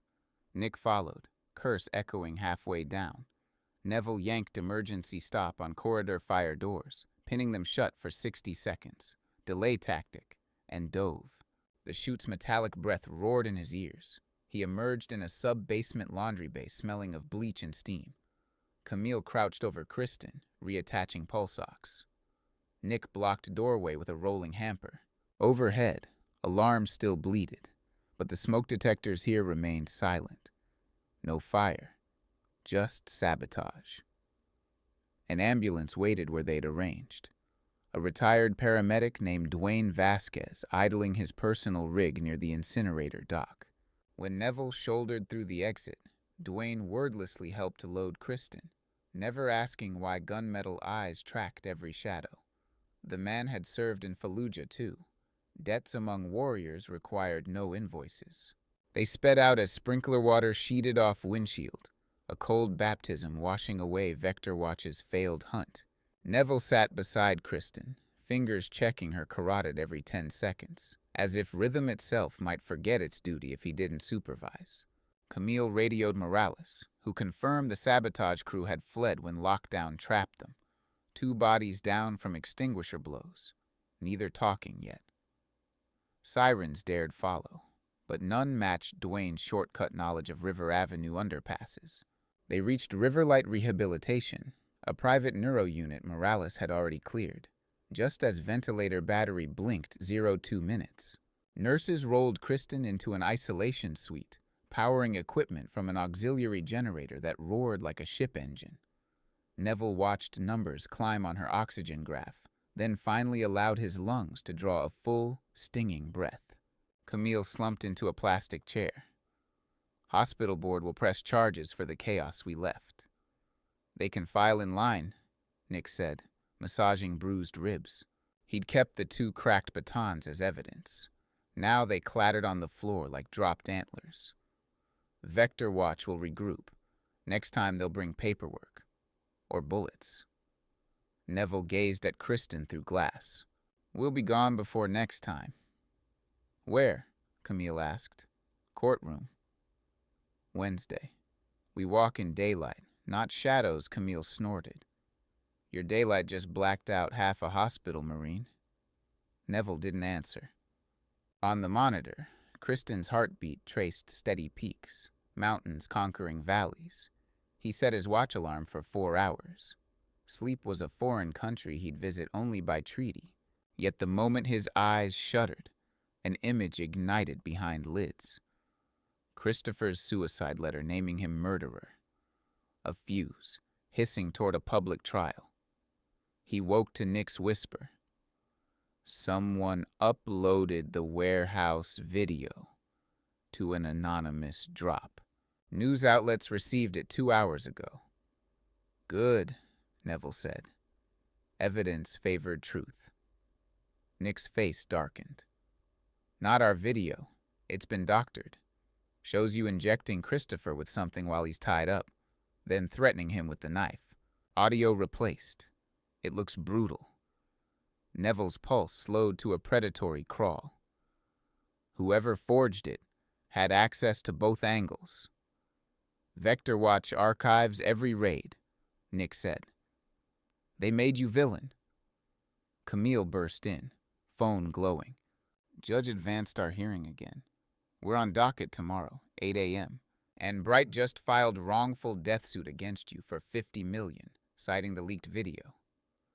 Neville looked from phone screen to ICU glass, then to the portable humidifier misting at Kristen's bedside. He remembered teaching her to swim. She'd clung to him, terrified, until he whispered, "Kick toward the light, princess." Now the water was deeper, current meaner, but the light still glimmered somewhere ahead. He squared his shoulders as old muscles recalled formation drills. You face the wave, not flee it, because undertow only drags cowards. Yet, before he could voice resolve, the rehab clinic's intercom crackled. Code Gray, front entrance. Armed intruders. Staff shelter in place. Camille's eyes widened. Nick reached for his sidearm. Neville checked ventilator battery backup, then turned toward hallway, where bootsteps thundered closer, echoing like surf against cliffs. And just like that, Thanksgiving week's newest storm kicked the doors off their hinges, daring father and daughter to drown, or find uncharted shore before dawn scattered the wreckage across every screen in America. Vector Watch's tactical team breached Riverlight's lobby with silencers and night vision goggles, trading the sub-basement blunder for brute elegance. Marble tiles exploded under suppressed rounds, shards skittering across the polished floor like black ice. Patients huddled in therapy rooms as code words hissed over radios. Objective 2 is ICU West. Secure the package. Neville, Nick, and Camille ducked behind a nurse's station. Nick fired a double tap toward advancing shadows. Bulletproof glass splintered, but held. Camille yanked down metal storm shutter behind them. Manual cranks squealed, but steel slats thudded into place. That buys 15 seconds, she panted. Neville holstered Nick's spare Glock into his waistband. He hated guns around hospitals, but vector violence overruled etiquette. We move Kristen now. Where? Nick asked. Rooftop medevac pad. Morales dispatched a state police chopper. They rolled Kristen's bed toward fire stairs. Camille pushed portable ventilator on cart, its battery screaming red. Neville led, Glock raised, scanning corners. He felt the old muscle memory flicker awake. Clear, Breathe, pivot. Combat ballet he danced in desert cities moons ago. First hallway clear. Second, 2 hostiles stepped out. Neville shot low, shattering tibia of the lead thug. The man screamed, dropped. Second retreated, dragging partner, buying time instead of glory. They reached fire stairwell door. Locked. Nick jammed screwdriver into strike plate, popped latch. Sirens wailed overhead. Police had arrived, but Riverlight's thick walls muffled salvation. The group ascended 2 flights. Neville counted each clang of metal treads. Footsteps behind them echoed off concrete. No time to glance back. Kristen's monitor beeped arrhythmic, protest at jostling. Roof access door burst open to frigid air. Rotor wash thundered. State police helicopter pivoted blades in slow circle but hadn't landed. Snipers perched side rails, scanning. The pilot's voice crackled through helmet speaker. Pad not rated for weight. Touch and go only. Neville waved them closer, wind scraping breath from lungs. They slid Kristen onto collapsible stretcher with tie-downs. Nick clipped ventilator to harness. Pilot flared skids inches above pad. Downdraft ripped charts from pockets, launched them like panicked birds. 2 passengers plus patient max, pilot yelled. Neville glared at Camille and Nick. No time for debate. You go, he told Camille, shoving case file into her hands. Get her to federal judge. Nick and I cover Camille's protest, lost under rotor roar. Neville hoisted her aboard. Nick passed stretcher. Shots cracked from stairwell exit. Vector watch on roof now. Sniper on helicopter returned fire. Sparks geysered off HVAC unit. Nick slammed rooftop fuel barrel onto its side, sending it rolling toward gunmen as improvised barricade. Pilot lifted, skids brushing pad. Camille crouched over Kristen, rain of shell casings tinkling around them. Then they banked east into sunrise streaks. Neville felt rotor wash howl across face. Then Chopper was a fading dragonfly silhouette, swallowed by dawn. Relief lasted a single exhale. Gunman's bullet clipped Nick's shoulder, spinning him. Neville dragged him behind vent duct. Blood seeped, but Nick cursed vividly. Alive. Helicopter gone, Nick growled. What now? Neville peeked around duct. 3 gunmen advancing, disciplined wedge. He flashed Glock. Last magazine, 4 rounds. Below, police sirens crescendoed, but stairs still hostile. Now we disappear, Neville said. He pointed to hospital's adjacent parking garage. A catwalk spanned gap 10 feet below roof level. Jump. Nick's eyes widened. That gap?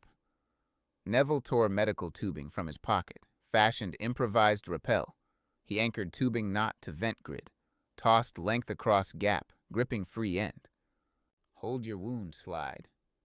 Nick gritted teeth, descended tubing rope until foot could swing onto catwalk railing, then tumbled onto concrete. Gunfire pinged duct near Neville's ear. He cast last rounds, cover not kill, then leaped, tubing snapping behind him as bullet shredded knot. His boot struck catwalk grate, metal jolted but held. Gunmen paused. Garage offered no clear shot. They sprinted down spiral ramp, reaching street where police staged barricade. Officers shouted conflicting commands until Detective Morales emerged, brandishing badge. They're mine, she barked. Nick stumbled. Neville supported him. Morales eyed blood, swore. Choppers secure. FBI escorting patient and Camille to federal courthouse. Judge has issued emergency whistleblower protection order. Neville allowed relief only in half smile. Vector watch won't quit. Morales shoved him into squad car. Good.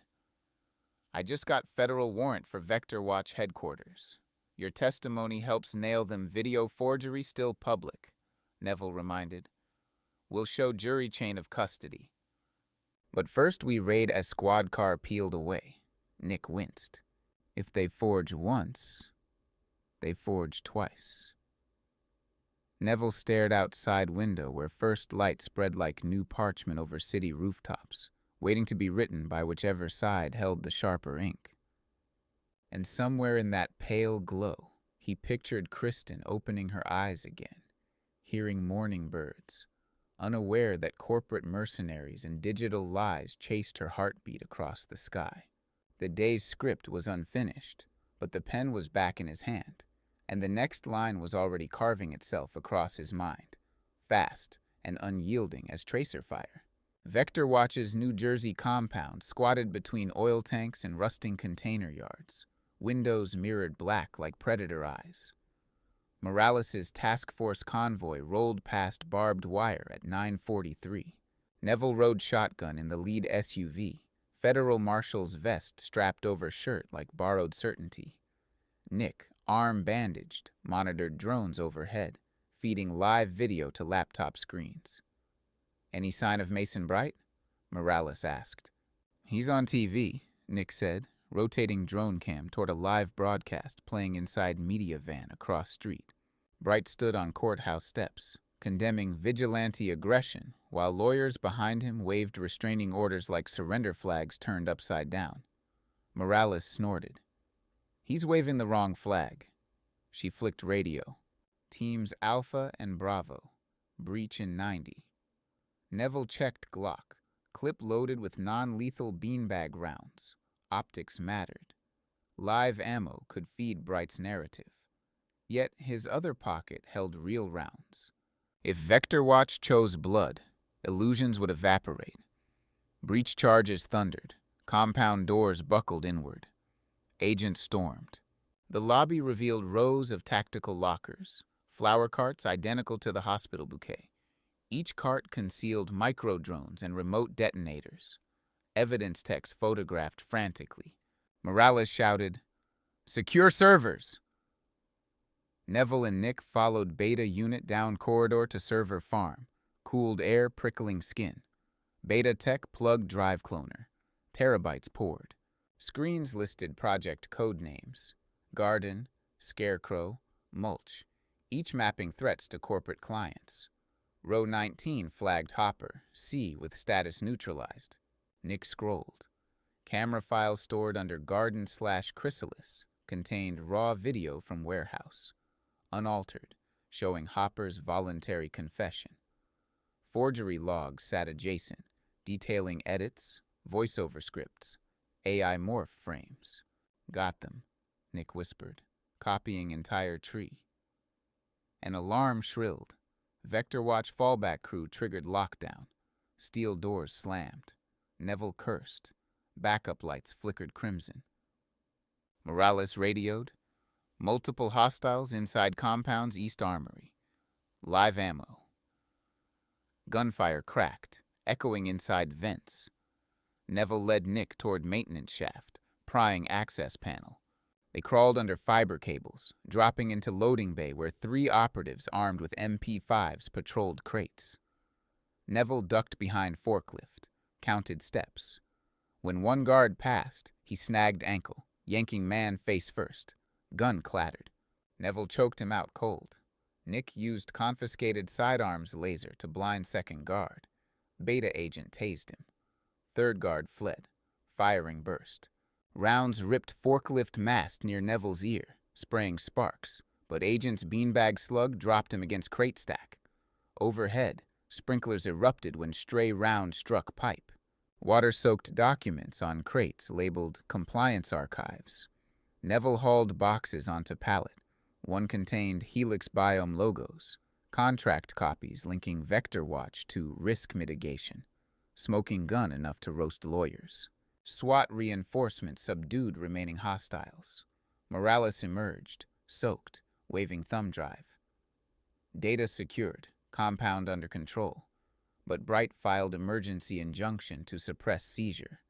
Judge will hear within hours. Neville exhaled. Justice still danced on knife edge. Then we take evidence to media before gavel drops. Nick grinned despite pain. Live leak at noon press conference. Sanitize patient identities. Expose conspiracy. Morales agreed. FBI comms team ready. Sudden flashbang erupted upstairs. Morales jerked radio. Alpha, report, Static answered. Neville sprinted. At corridor intersection, smoke drifted. A door labeled Executive Suite hung broken. Inside, a man slumped across mahogany desk, crimson spreading. Mason Bright. His throat opened ear to ear, smile forever etched. On wall behind desk, a message spray-painted in dripping black. Weed the garden. Nick caught up, eyes widening. Bright, silenced by his own. Neville swept room. Window shattered to rooftop helipad. A black helicopter lifted. Vector Watch logo scrubbed, tail number taped over. Too far for small arms. Morales cursed. Mastermind escaped. We've decapitated, but not destroyed. Neville's gaze fixed on Bright's lifeless grin. Blood pooling around corporate cufflinks. Corpse proof of internal betrayal. But also a PR grenade ready to detonate in any direction. He pictured headlines. Lawyer slain during vigilante raid. Nick nudged shoulder. Clocks ticking to noon leak. Neville nodded, wiping rain slick of Bright's blood from boot. Evidence needed daylight. Shadows only birthed more monsters. Noon sun beat down on Federal Courthouse Plaza like a truth lamp exposing every pore. Reporters thronged metal barricades. Cameras blinked hungry red eyes. Camille stood at podium beside an FBI cybercrimes chief, her blazer damp from sprint across lawns but posture unflinching. Behind her, a monitor flickered slides. Helix Biome trial fraud. Vector Watch covert operations. Neville remained off stage. Cap pulled low, Nick beside him in sling. Morales flanked Camille, bearing seal of justice on windbreaker. Camille addressed press. This morning, federal agents executed a lawful warrant on Vector Watch International. We recovered incontrovertible proof of corporate malfeasance, including the forged video implicating Mr. Neville Campbell in crimes he did not commit. Murmurs rippled. Camille clicked remote. 2 clips played side by side. Doctored warehouse footage and raw confession file. Differences stark. Voice mismatched. Timestamps altered. Reporters gasped. Microphones angled like sunflowers toward heat. Camille continued. We also obtained internal Helix Biome documents revealing systematic suppression of drug trial fatalities. Christopher Hopper participated in that suppression. When facing exposure, entities aligned with Helix Biome attempted to silence witnesses, including Mr. Campbell's daughter, currently hospitalized after an assault by Hopper. Flashbulbs strobed, capturing Camille's steady gaze. Yet even as truth rippled outward, Neville sensed undertow. A reporter shouted, "What about Mason Bright's death at raid scene?" Camille paused. That investigation is ongoing. Preliminary evidence suggests internal foul play. Another called, "Is Mr. Campbell under arrest?" Mr. Campbell is cooperating fully and is not charged with any crime. Neville's name buzzed through crowd like a wasp swarm. He felt edge of cap tighten on brow. Truth's spotlight warmed but also blinded. He could feel crosshairs migrating from shadows to his back. Camille finished. FBI chief recited legal jargon, and podium session ended. Reporters lobbed final questions as team retreated into courthouse. Inside marble atrium, Camille embraced Neville. We shifted narrative. Unless Helix Biome spins again, he said.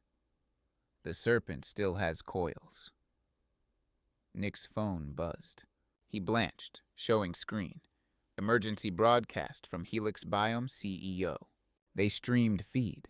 CEO Marcia Klein wearing sorrow like silk, claiming rogue security contractors acted without knowledge, pledging cooperation, and announcing voluntary recall of X-66 out of abundance of caution. public relations, masterstroke, contrition before indictment. Classic preemptive spin, Camille hissed. Grand jury must move faster. Morales' radio crackled. Shots fired outside courthouse garage. Neville's gut pitched. He sprinted with Morales and Nick toward basement parking. Echoes rang, the sharp bark of suppressed rounds clashing with ricochet squeals. They reached exit ramp where two federal marshals crouched behind cruiser, windshield spiderwebbed. "Shooter on motorcycle!" Marshal gasped. "Targeted our witness escort." Neville's throat iced. "Which witness?" "Patient transport from Riverlight. They diverted here for security evaluation." Kristen. Neville vaulted barricade. Through smoke, he saw ambulance side door riddled, medics cowering. Bulletproof gurney shield had saved Kristen, plexiglass pockmarked but intact. Shooter roared away up ramp as agents fired, tires sparking. Morales radioed units, but echoing tunnels ate signals. Neville reached gurney, frantic. Kristen's face turned toward him, tears wet through sedation dull. He stroked hair, voice low. "They can't break us, Princess." Yet he knew attempts would escalate. Helix Biome could jettison Vector Watch and still silence final witness. Kristen's mind held memory of last conscious evening, Christopher's drunken threats, maybe clues to trial fraud. She was no longer collateral. She was primary evidence. Nick joined, breathing hard. "We need undisclosed safe house. Hospital's too obvious." Camille arrived, phone relaying new directive. U.S. Marshals authorized secure medical transfer to Bethesda's military neuro ward. Helicopter leaves in 30. Neville exhaled. Military base. Thicker walls. He squeezed Kristen's hand. She blinked, fragile but fighting. As medics prepped transfer, Neville paced garage, scanning shadows. His phone buzzed. Unknown caller, distorted voice. "Pull back, Marine. Trade the girl's silence for your freedom. Decline, and every sunrise brings a new funeral." Line clicked dead.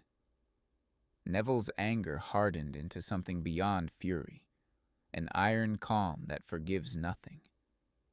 He marched to Morales. "I want recording of that threat. Trace it." "We will," she said, though her eyes warned tracing might hand them only disposable numbers and corpses. Ambulance sirens wailed. Convoy rolled. Helicopter rotors thumped overhead. Neville climbed aboard, positioning himself between cockpit and stretcher like guardian lion. As wheels left tarmac, city receded, skyscrapers flickering like circuit boards. Camille watched from helipad, waving file folder. She would steer legal front. Nick remained to liaise with FBI cyber team, each ally in place, yet battlefield shifting beneath their feet. Neville looked down at Kristen's bruised face, ventilator tubing fluttering with rotor vibrations, and saw reflections of every promise he had whispered since her first breath.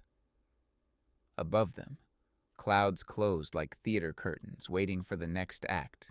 In the hush between rotor pulses, he heard Dr. Bird legends, how the hummingbird carries souls across storms to morning's quiet. Except morning was miles away, and the storm had just learned how to reload.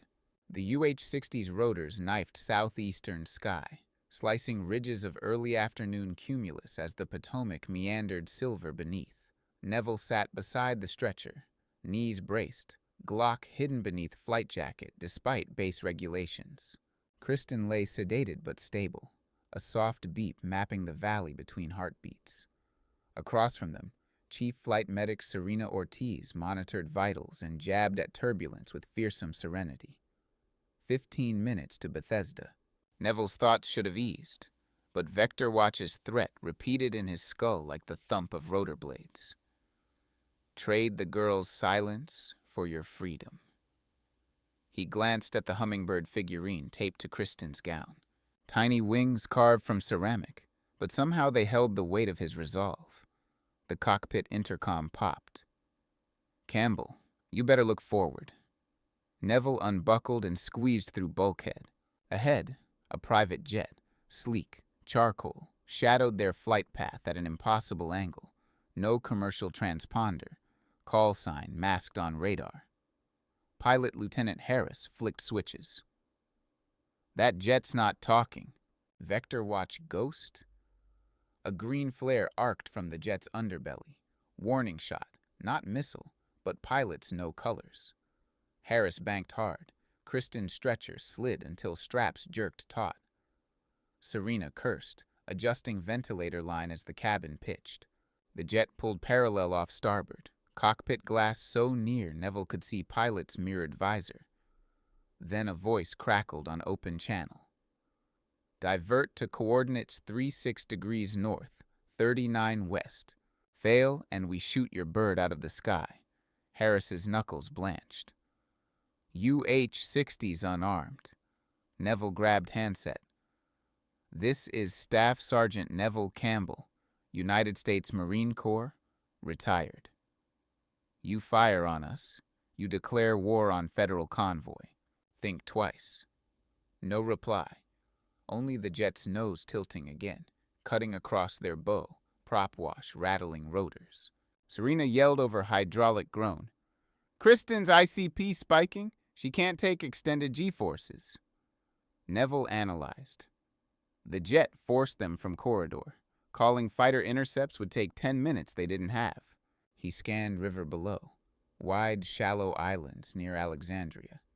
An emergency auto-rotation landing could put them on muddy flats, but evac ground units hours away. Vector Watch might have teams waiting. Then he spotted a suspended walkway. The under-repair Wilson Bridge section closed to traffic. A helicopter could drop quick, hide beneath truss, and force the pursuing jet to overshoot. Risky, but hostage negotiations rarely favor the wounded. Neville relayed coordinates to Harris. We drop to low altitude, hide under bridge girders. Jet can't match our vertical, Harris grimaced. If I clip a cable, we're sardines. Better cable than missile. Neville dived back to cabin. Brace. 30-second dive. Serena strapped herself against bulkhead, one hand fisting Kristen's wrist like an umbilical cord.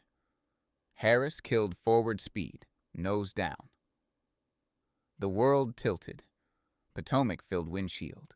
Neville's stomach fought gravity. Fuck gravity. Alarm shrieked.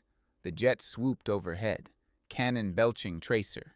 Orange streaks shredded clouds inches above rotor disc, but missed fuselage. Downwash slammed. River spray lashing windows. Harris flared at last second, skids kissing steel grating of bridge service lane. Rotor blades now spun within a cathedral of rust-red girders. The jet thundered past, forced to climb. Neville jumped to the open hatch, Glock raised toward shore. A Vector Watch SUV fishtailed onto service road, so they planned the diversion. 2 men spilled out, body armor glinting. One shouldered rifle fitted with grenade tube. Neville fired, hitting driver's thigh. Rifleman returned, burst, bullets pinging bridge iron. Harris revved rotors for liftoff, but the rifleman launched a tear gas round that burst against starboard cowling, white fog swarming cabin. Serena coughed, goggles fogging, but slapped portable oxygen over Kristen's face, her own exposed. Neville covered hatch with suppressed fire. Second operative crawled under guardrail, angling for tail rotor. Neville leapt onto skid, swung to deck. Steel vibrated like drum skin overhead. He sprinted across beams, shoes skidding on oil slick. Operative spun, raising pistol. Neville feinted left, used rust-scale pipe to vault, kicking pistol aside. They grappled, Marine close-quarter manuals colliding with corporate Krav Maga. Operative jammed elbow. Neville's rib shrieked. He answered with thumb to eye socket, then snapped wrist, gun clattering into river. Rifleman advanced, pulling backup piece. Neville grabbed flare gun from operative's vest, fired at SUV's open fuel cap. The vehicle blossomed into fireball. Concussion hurled rifleman against guardrail. Sirens rose from Alexandria police boats heading upriver. Civilian response too late, but noisy enough to scare jets. Harris signaled. Rotors bit air. Neville sprinted, lungs molten from tear gas. Skid lifted just as his boots left steel. Serena caught his arm, yanking him inside. Kristen's vitals spiked, then leveled as cabin soared past bridge apex. Harris grinned through sweat. Next stop, Bethesda. No detours. Jets peeling off. DCA-DIZ fighters inbound. Neville slumped, adrenaline fading. Serena pressed inhaler to his lips. Through hazy cabin, he saw Potomac shrinking, smoke plume marking failure below. But before relief rooted, HQ frequency burst alive. Bethesda landing pad compromised. Active shooter disguised as maintenance tech. Diverting you to Fort Belvoir Community Hospital, Fort Belvoir, 30 miles south, outside Beltway Fortress. Neville's fists clenched until fingernails sliced skin. Vector Watch predicted fallback. They were hurting instead of hunting.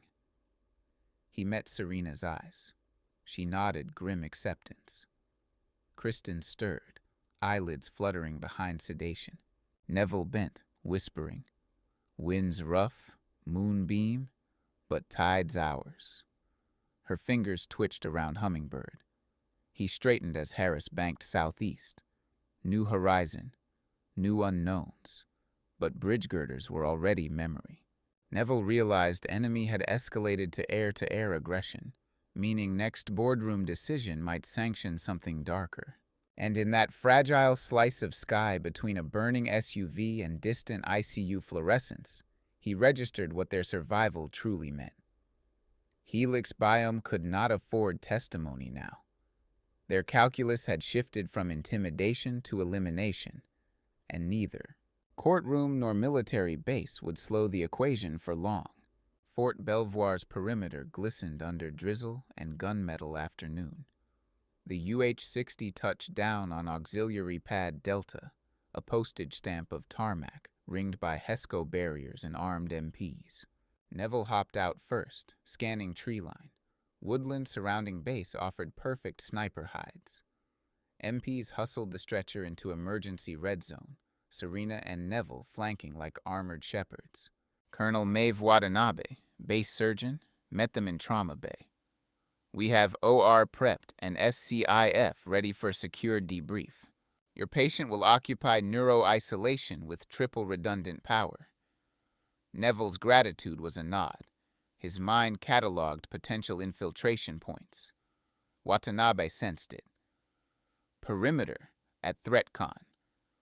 Charlie, we scrubbed flight manifest. Only 6 know she's here. Vector Watch pays for secrets. Soldiers value life. She signaled 2 Rangers to shadow them. In isolation ICU, Kristen's bed reconnected to wall mount. Serena delivered status report. Watanabe approved sedation taper to encourage neurological check. Neville watched as his daughter's lashes fluttered, pupils tracking shapes. She couldn't speak around track collar, but fingers traced 3 letters on sheet. "You?" He smiled wearily. Still stubborn, still standing. Her eyes closed, a tear sliding sideways. Relief or pain, he couldn't tell. Outside ICU glass, Camille arrived with laptop tucked underarm, clothes rumpled from helicopter leapfrog. FBI shipped her south after courthouse ambush. She slid flash drive into secure terminal. Vector Watch servers coughed up unique asset tag on the jet that harassed us. Leased to shell company linked to Helix Biome Cayman account. Morales, patched in via video, said federal judge issued temporary arrest warrant for Helix Biome CFO. But we need CEO Marcia Klein. She's last thread, slippery as eel Nick. Voice hoarse through comms, added, "Klein's boarding private yacht in Annapolis tonight. International waters by dawn." Neville cracked neck muscles. Then rope must tighten tonight. Camille eyed him. "You're not leaving this fortress after what just happened. Walls stall bullets, not subpoenas. Klein escapes, case dies." Kristen's sacrifice wasted, Serena interjected. Your ribs cracked. Infiltration marathon, maybe wait. Neville barely heard. He studied base map. Belvoir's motor pool housed unmarked DHS SUVs with diplomatic plates. He turned to Watanabe. Need wheels? Need Ranger escort. Watanabe folded arms. Escort, yes. You proper clearance? Neville tapped. Retired ID. Honorably discharged. Counter-terrorism liaison. Temporary deputization under Homeland Security Emergency Directive 19. A. Morales confirmed remotely. Watanabe exhaled. Official enough. Within an hour, Neville and 2 Rangers, Staff Sergeants Del Toro and Finch, sped north on I-95 in matte gray Yukon. Rain blurred taillights into red comets. Helicopter harassment proved skies aren't safe. Asphalt offered cover. Nick fed live geolocation from Klein's yacht crew manifest. Camille liaised with Annapolis harbor master to stall departure, citing customs irregularities. But bribes sail faster than forms. Sunset would see yacht off to Atlantic. Del Toro checked AR-15 mag. Rules of engagement? Apprehend, not assassinate, Neville said, though his gut fluttered at absolutes. Finch smirked. Corporate tycoon's gonna lawyer up. She can't if she's seasick in handcuffs. They exited highway, weaving through colonial streets until chandeliers from Marina Clubhouse shimmered across water. Klein's vessel, Verdant Star, loomed. Triple deck, metallic green hull reflecting dock lights like serpent scales. Dock hands loaded crates stamped research equipment. Adjacent pier held 2 Vector Watch RHIB speedboats idling, operators watching Rain Ripple Harbor. Rangers donned maintenance coveralls, sports bags hiding gear. Neville wore dock worker parka, suppressed pistol holstered at kidney. They split. Finch sliced power to pier lights. Del Toro jammed radio frequencies with handheld scrambler. Darkness cloaked slip. Vector Watch guards cursed, fumbling. Neville ascended stern ramp as galley staff scurried inside. He palmed security badge Nick forged. Ship interior smelled of teak and ozone. He crept corridor until muffled voices seeped from lounge. Marcia Klein conferring with 2 lawyers. He signaled Rangers via throat mic. Finch burst door first, rifle leveled. Hands visible. Klein spun, pearls glinting. This is illegal entry. Neville stepped in, badge raised. Federal detainment under warrant. Sit lawyers reached for pockets. Del Toro's taser snapped proximity arc. Blue crackle enough to persuade. They dropped phones. Klein's composure calcified. You realize Helix Biome's counsel will file counsel busy with involuntary manslaughter. Neville tossed affidavit onto mahogany bar. Falsified drug data killed 8 trial patients. Suicide letter? Authored by your security script writers. Her fingernail tapped bar rhythmically. Proof? Finch inserted flash drive into yacht projector. Screens displayed Vector Watch execution logs, forged video timeline, emails bearing her digital signature ordering containment at any cost. Color drained from her cheeks. Neville leaned close. You aimed at my daughter. Aim at me next time. Klein's whisper cracked. I never authorized lethal force. Signature says otherwise. He cuffed her. Rangers escorted trio up deck, but gunfire rattled from Bull. Vector Watch RHIBS cut engines. Operatives boarding as backup lights flickered alive. Del Toro's jammer battery dead. A guard fired PKM bullet stitched smokestack. Finch returned fire. Neville hauled Klein toward gangway. One operative hurled flashbang. Blast concussed starboard walkway. Neville shielded Klein. Eardrums rang. Through haze, he saw Del Toro drop. Legs shredded. Finishing shots zipped overhead. Neville dragged Klein behind winch drum, cut her cuffs, slapped her shoulder. Run aft. Climb pilot ladder. DHS boat awaits. She hesitated, then bolted, heels clacking. Neville rolled, retrieving Del Toro's rifle. He fired precise bursts, downing 2 operatives. Finch lobbed smoke, covering withdrawal. Harbormaster's patrol boat sirens wailed, Camille's stalling tactic failing upward into full-blown alert. Vector Watch retreated to rigid hull inflatable boats, engines throttled, leaving 2 bleeding men on deck. Neville knelt by Del Toro. "Pressure here," he ordered Finch. Del Toro grinned through pain. "Tell VA they still owe me physical." Marshals swarmed pier, cuffing remaining guards. Klein surrendered to FBI agent, pearls smeared with soot. Her gaze met Neville's across deck. Not hatred, but astonishment that underdog teeth were sharp enough to pierce million-dollar armor. Ambulance light strobing, Neville finally exhaled. Yet in adrenaline's echo, he realized one Vector Watch RHIB escaped north, radio silent, maybe carrying someone deadlier than lawyers. The CEO's proxy with kill list still unfinished. Harbor's placid water masked new currents, and as night deepened, Neville sensed the final wave hadn't yet crested. Fort Belvoir's dawn arrived violet gray, storm spent yet air heavy with cedar damp. Neville returned in medevac convoy, uniform shirt speckled by dried seawater and someone else's blood. Inside neuro-isolation, he found Serena reading Kristen passages from A Wrinkle in Time. Patient responsiveness trials required auditory stimuli. Kristen's eyes tracked each word, and when Serena closed book, she winked deliberately, a small rebellion against sedation. Neville squeezed his daughter's fingers. Klein's in custody. Her testimony could bury Vector Watch. Kristen's lips parted around trach, breath rasping. Serena adjusted cuff. Neville saw gratitude burning in Hazel's stare, but also fear. She'd learned predators mutate when cornered. Camille, now base-badged, rolled in cart with teleconference rig. Federal magistrate scheduled Klein arraignment at 1400. Press framing you as vigilante hero. Polling swings. She smiled thinly, but Vector Watch CEO still unknown. Nick hobbled in, arm redressed. We sniffed Cayman trails. Shellboards lead to a shadow fund called Blackroot.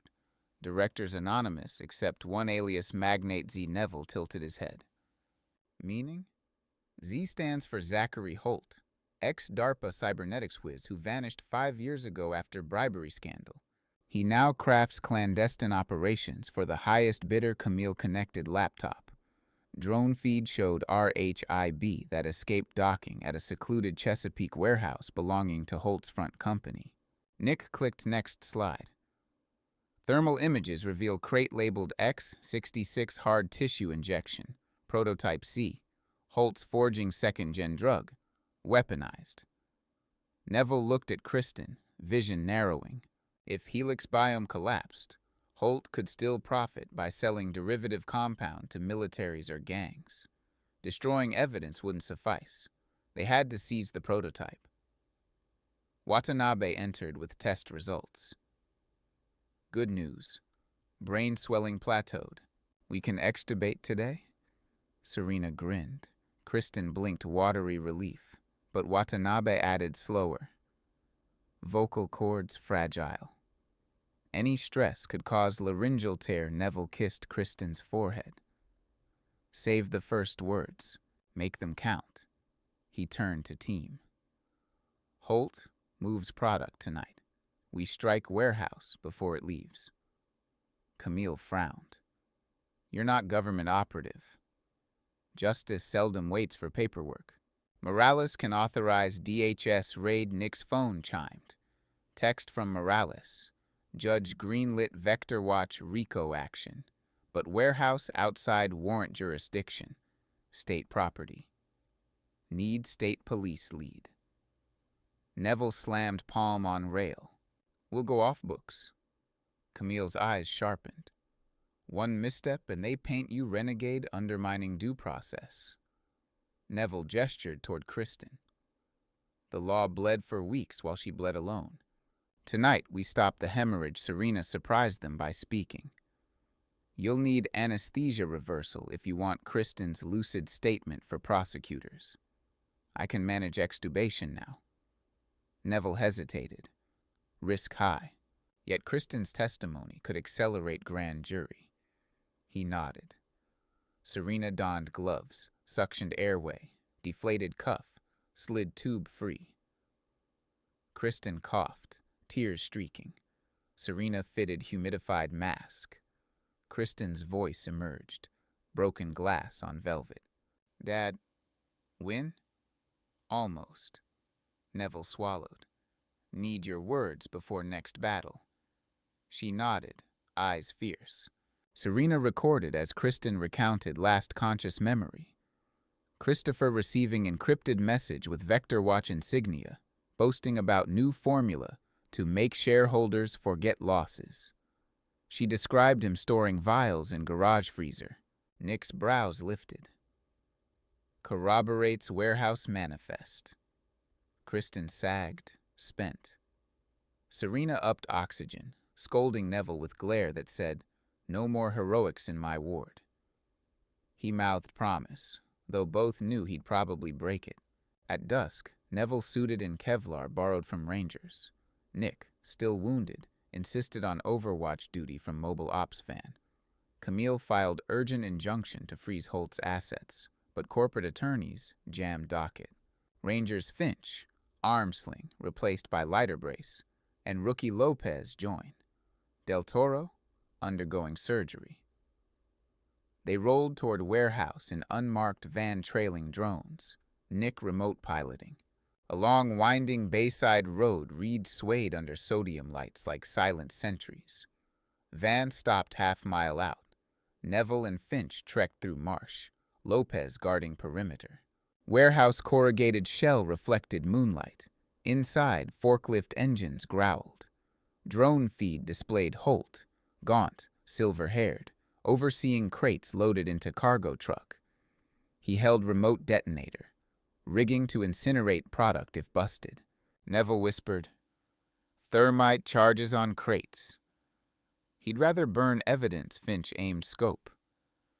"Remote range may be 50 yards. We drop him first." But Nick crackled through earpiece. "Wait. UAV shows secondary device. If Holt flatlines, dead man switch triggers, burn." Neville's mind raced. Disable detonation remote, seize sample, capture Holt alive. He spotted control panel near office balcony. RF jamming station could block remote. He signaled Finch. They breached through side service door. Inside, chemical stench clawed nostrils. Noise of forklifts masked footfalls. Finch planted signal jammer. Nick activated, sweeping frequency. Holt frowned, pressing remote repeatedly. No response. Forklift drivers paused, confused. Neville stepped from shadows. "Looking for reception?" Holt spun, pulling concealed pistol. Neville fired beanbag. Round slammed Holt's chest, knocking remote free. Finch tackled forklift driver. Crates toppled but didn't rupture. Sudden muzzle flashes from mezzanine. Vector Watch sharpshooter opened up, rounds ricocheting off drum canisters. Lopez burst through roof hatch, dropping flashbang, blinding white. Sharpshooter stumbled. Lopez zip-tied him. Holt wheezed on floor, beanbag bruise blooming. Neville secured him. Retrieved modified X66 syringe from coat pocket. Its serum shimmered chartreuse. He sealed into biohazard tube. Forklifts erupted in flames. Second driver ignited thermite manually. Finch dragged him off seat, but sparks leapt to crates, setting magnesium roar. Roof vents exhaled toxic plumes. Lopez yelled, "Warehouse gonna cook us!" Neville radioed Nick. "Need extraction, north exit." They sprinted, fire sucking oxygen from corridors. Outside, van screeched. They shoved Holt and samples inside, barreled away as warehouse blossomed into inferno that painted Marsh Reed's orange. Nick coughed at smoke curling through vents. EPA gonna find someone. Finch chuckled, then winced at Sling. Holt glared, chest heaving. You saved nothing. Data lives offshore. Neville produced flash drive Nick cloned earlier. Data's with prosecutors. You're just residue. Holt's laugh carried no fear. I'm linchpin to vaccine for X66. Without me, patients die. Vaccine? Neville frowned. Holt sneered.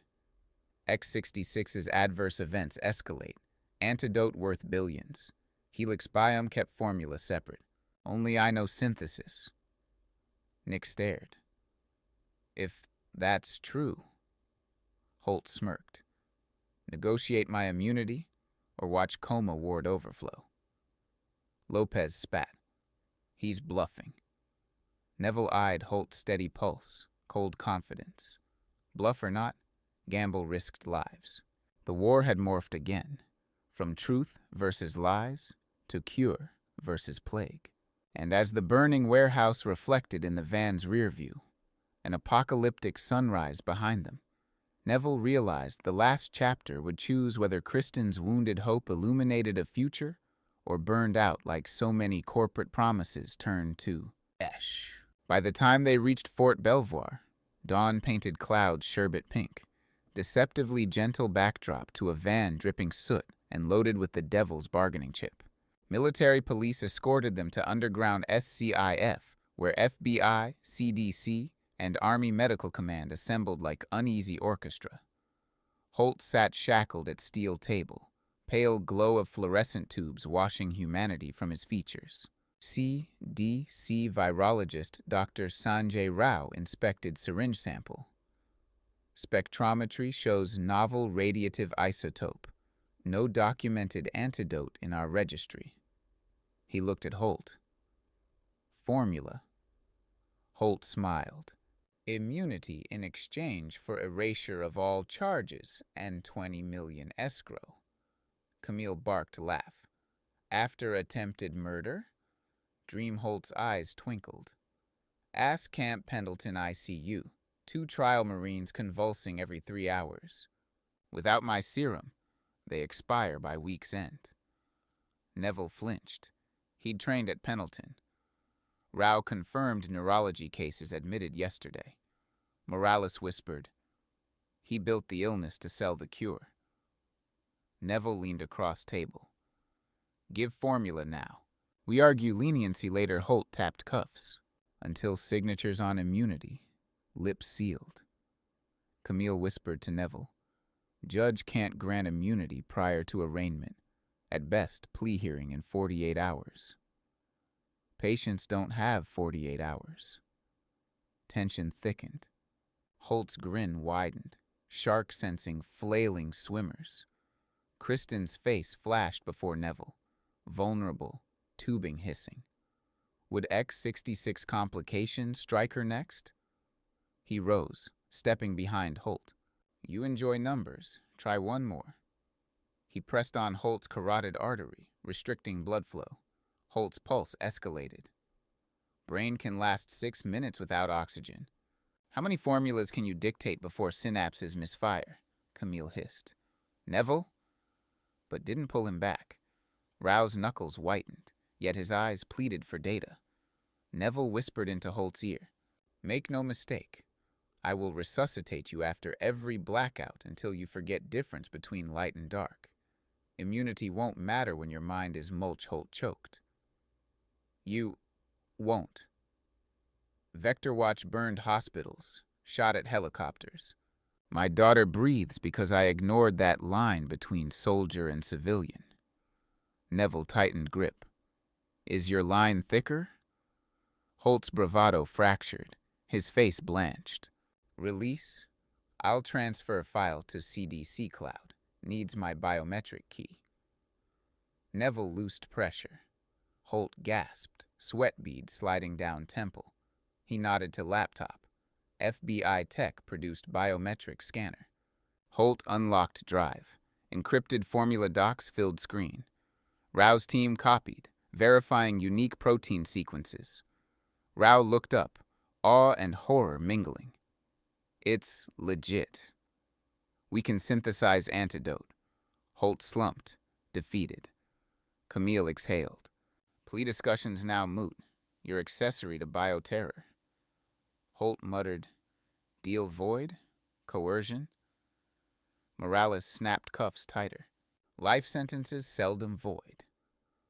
News arrived via intercom. Klein turned state's witness, implicating Holt and Vector Watch board. Stock froze. Shareholders revolted.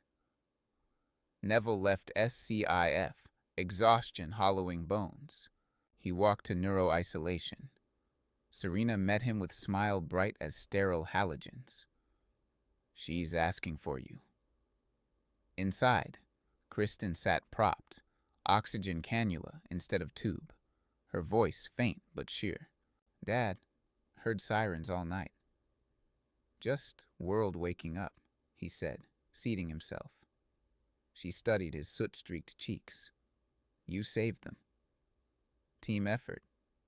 He produced Hummingbird, placed on her palm. Dr. Bird never left. Kristen's gaze traced figurine, then lifted. Promise storm's over? Neville hesitated. Headlines still spun. Lawsuits, Senate hearings, more. Yet Holt's formula now medicine, not weapon. Helix biome empire crumbling. Vector Watch board behind bars. He gripped her hand. Storms moving offshore.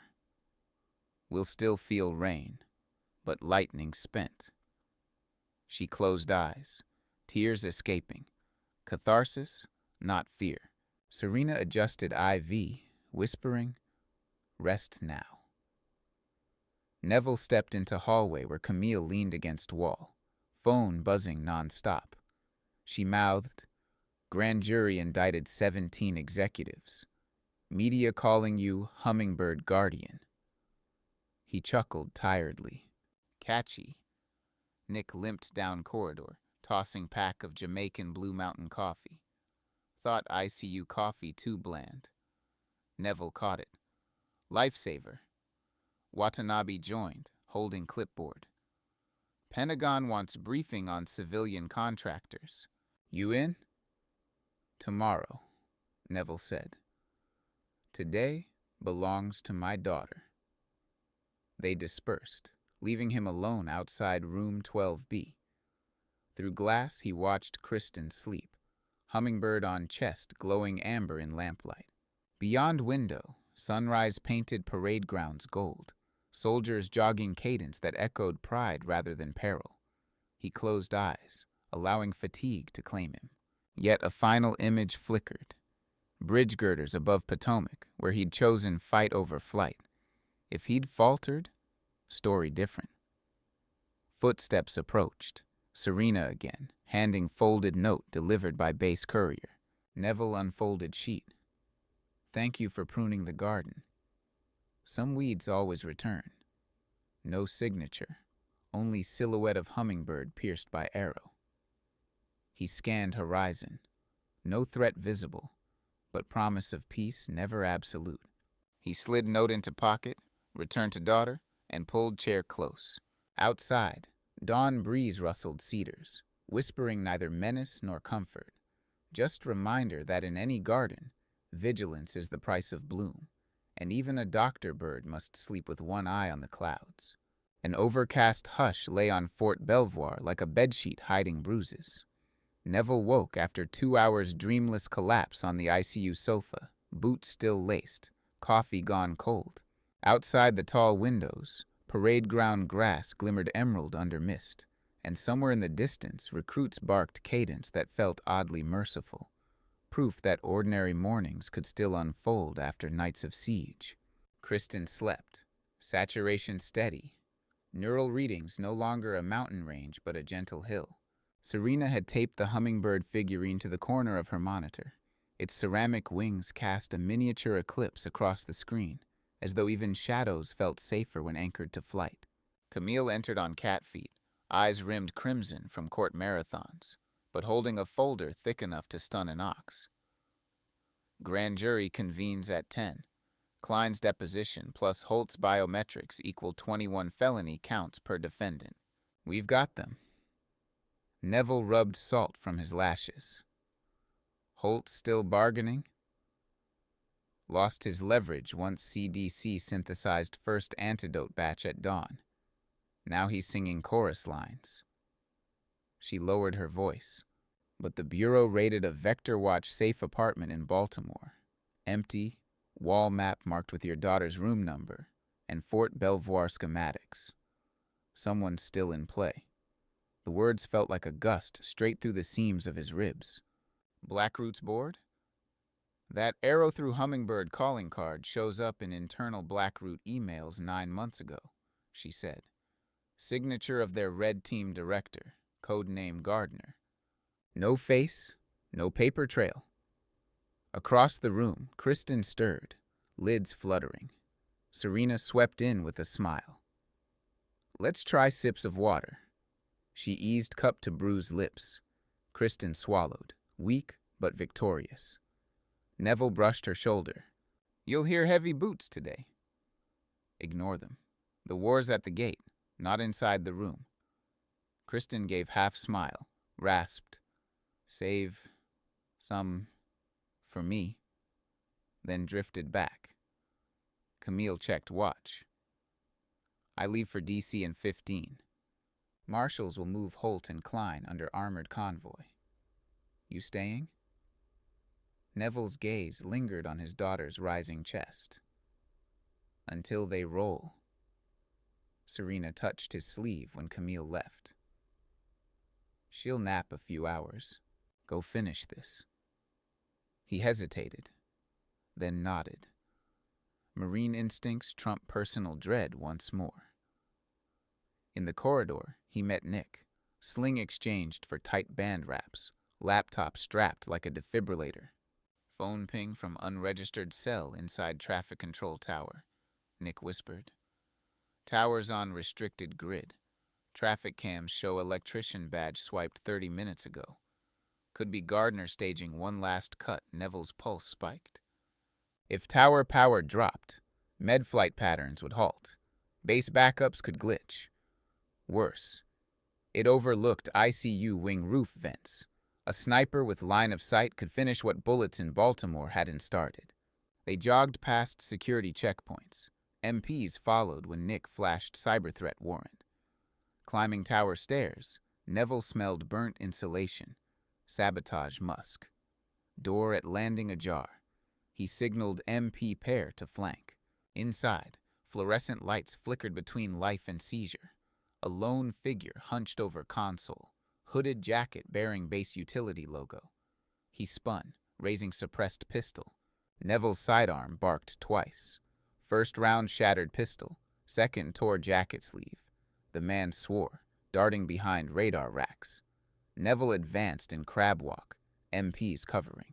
Hood fell. Ginger stubble, cold eyes. No typical merc bulk, but wiry coder's frame.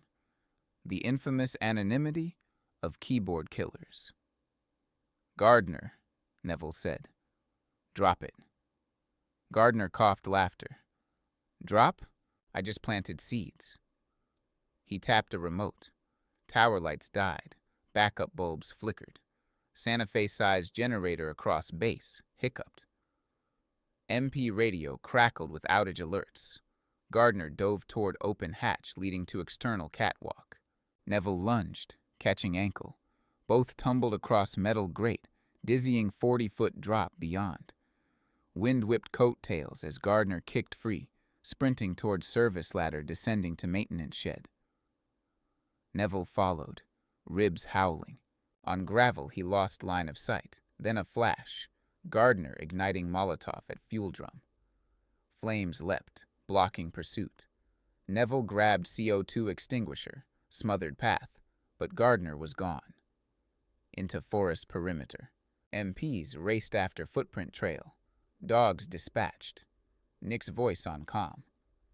He tripped motion sensors near motor pool. I'm rerouting feed. Neville bounded toward motor pool, lungs ragged.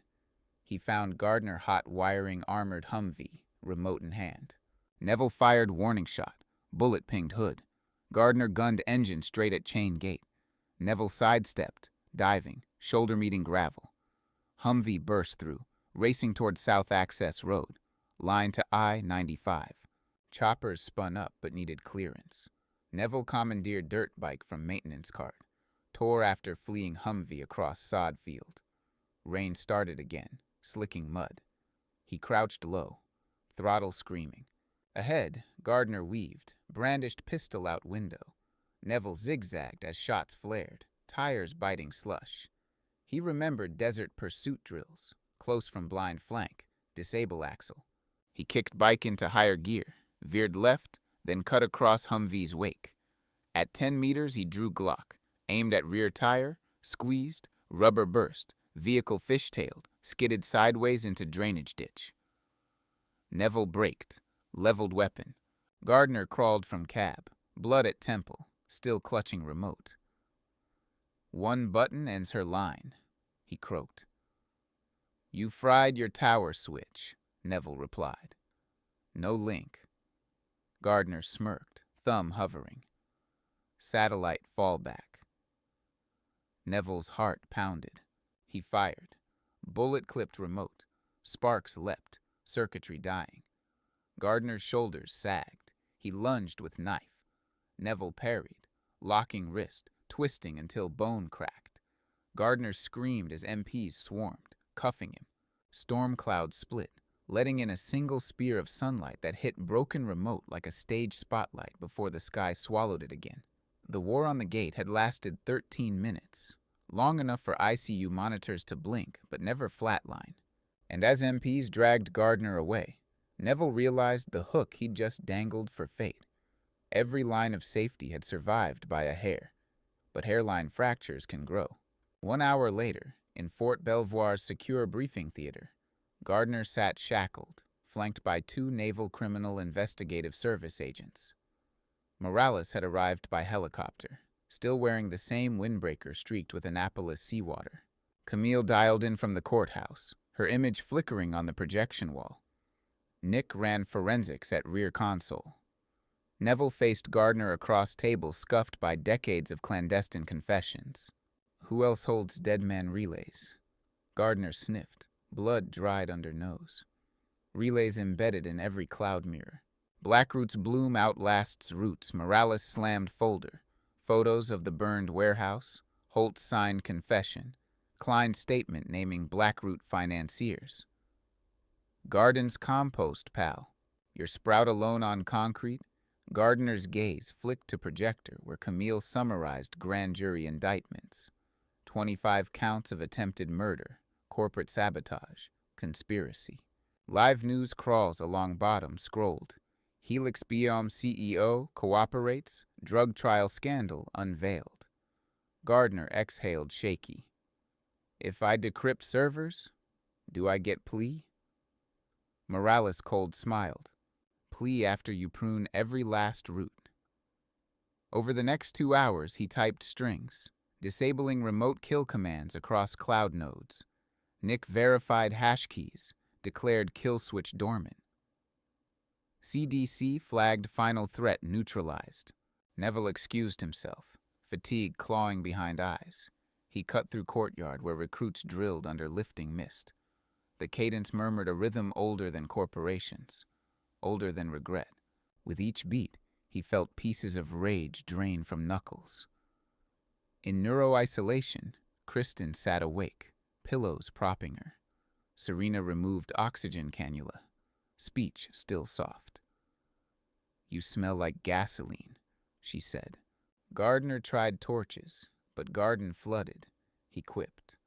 Her chuckle cracked, then melted into tears. He sat, letting her lean into shoulder, careful of bandages. She whispered, "I don't remember impact. I remember your voice in ambulance. You said darkness temporary.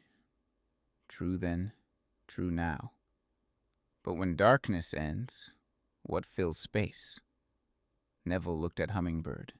"Air, light, maybe stubborn old music." Serena interrupted with a thick envelope. legal documents transferring Christine's ownership stakes from shared account to trust, shielded from civil suits. Camille's miracle paperwork, she said. Kristen blinked relief. Base chapel bell sounded noon. Morales appeared at door, expression unexpectedly soft. Federal Protective Service ready to relocate patient to witness safe wing in D.C.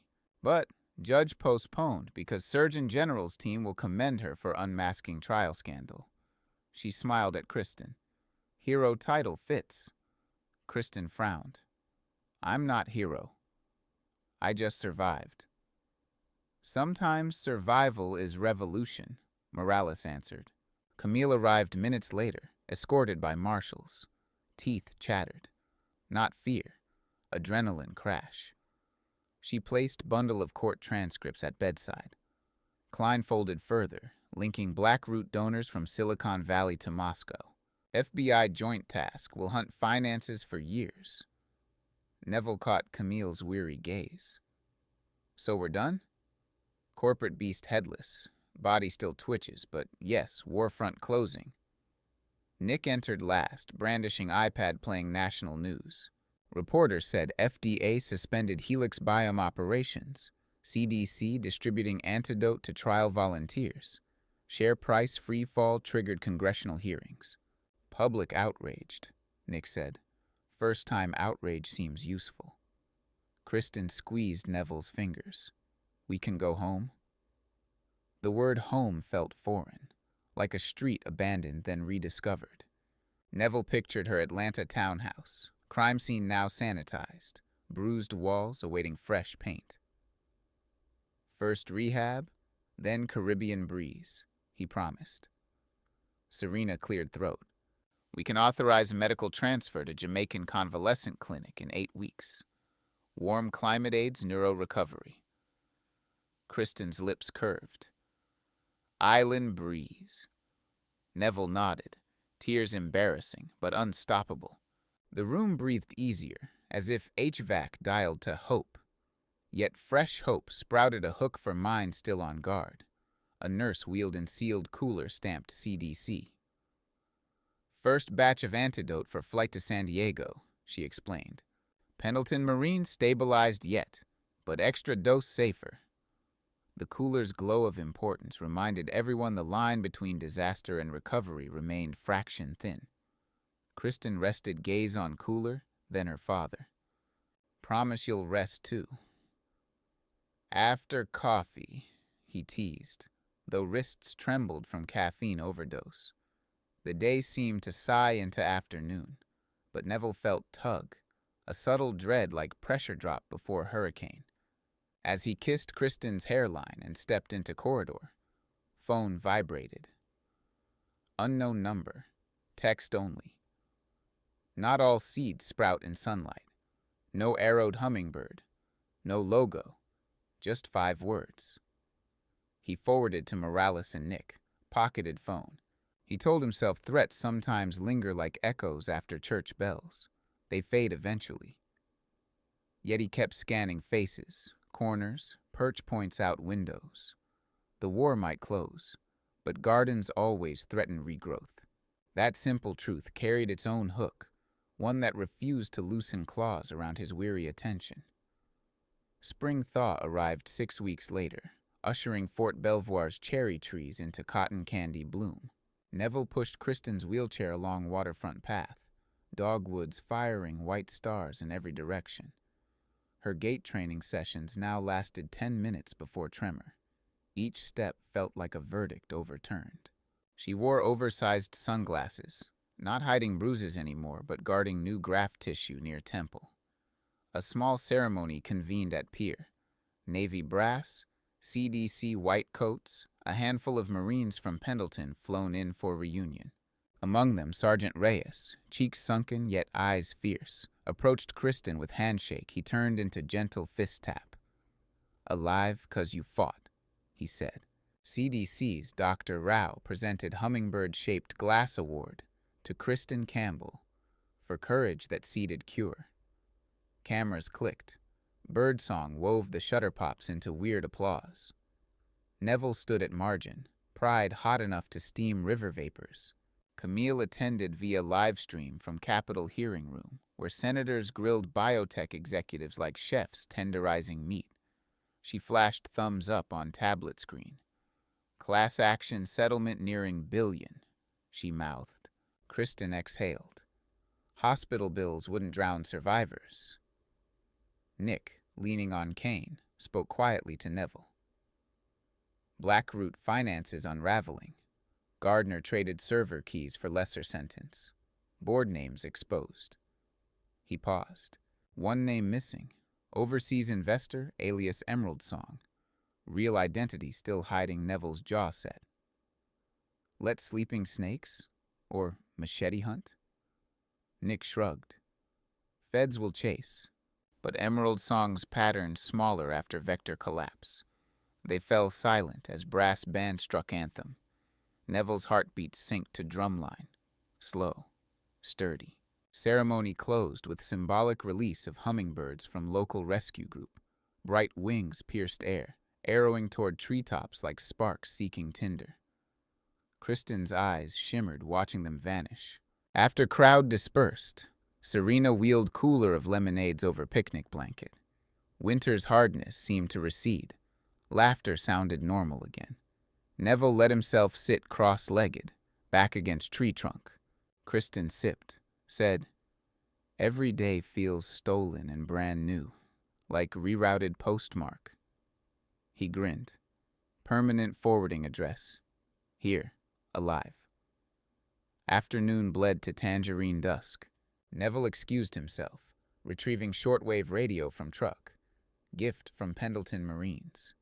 He found quiet bench near shrubs, tuning until static morphed into blues riff broadcast from College Station. For first time in months, shoulders unclenched, but then, crack of twig behind. He spun as hooded figure appeared. Teen girl clutching envelope. "Mr. Campbell?" she asked, shaky. He nodded.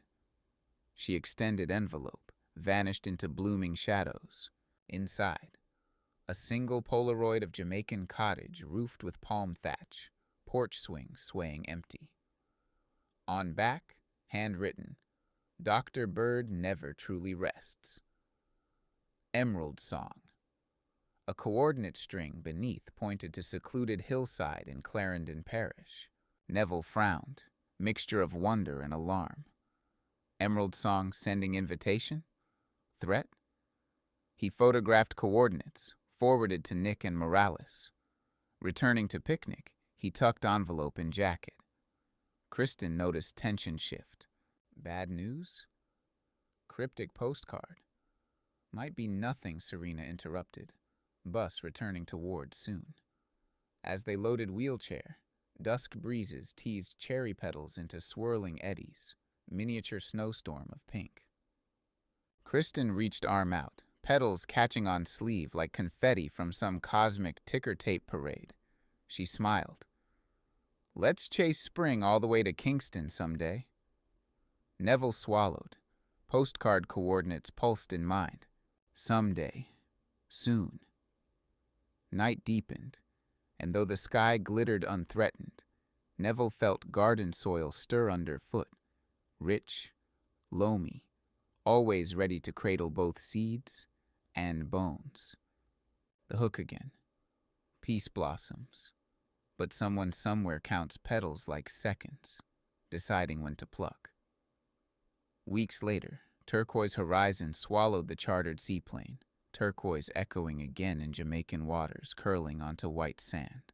Kristen, cane steady but upright, inhaled sea salt air so deeply it looked like her lungs might sear from joy. Neville had rented the cottage from postcard. It turned out to be a derelict fisherman's rest. Swing still there, squeaking each time breeze nudged. Nick and Serena joined them for quiet holiday. No cell coverage, only wind and cicadas and thump of reggae from distant beach bar. Camille remained stateside, orchestrating restitution claims. Morales still testifying before oversight committees. But both demanded selfies once the Dr. Bird perched. Evenings they grilled snapper over driftwood, laughter competing with surf. Kristen journaled beneath lantern hummingbird figurine now painted with tiny Jamaican flag stripes. Healing lines spider-webbed to near invisibility around her temple. But peace never accepts passivity. On third night, a speedboat engine thrummed offshore long after fishing curfew. Neville, knife from grill still in hand, walked to water's edge. Moonlit foam outlined hull, emerald painted. Name Songbird stenciled. Pilot cut engine, raising empty hands. Neville tensed until voice drifted. Female, soft Caribbean lilt. Retired Marine keeping watch even in paradise. She stepped onto shallows, tall, dreadlocked, wearing linen tunic. Around her neck hung jade pendant shaped like hummingbird arrowed by vine. Emerald song in the flesh. I came to close circle, she said. When black root crumbled, pieces scattered. Some of us grew tired of being fertilizer for other men's profits. She opened waterproof satchel, removed thumb drive. Proof of remaining offshore accounts. Addictive code revs Holt designed. Bring it to your people. Finish pruning. Neville's grip eased, but caution lingered. And your price? Legacy, not money, she said. Moonlight etched sincerity into cheekbones. My brother died in X-66 trial. Parents still wait for apology that never comes. You toppled giants. I bring you their last stones. From cottage, Kristen called. Worry-lacing voice. Neville signaled all good. He turned back to woman. Why me? You fought with Bird's heart, she said. Small. Fierce. She placed drive in his palm, touched hummingbird pendant to his chest lightly, then stepped back into boat. Engine purred low. Before leaving, she added, Gardens heal when soil turns. Keep turning. Boat faded into night corridor. Neville pocketed drive, heart drumming. He returned to cottage where Kristen brewed ginger tea.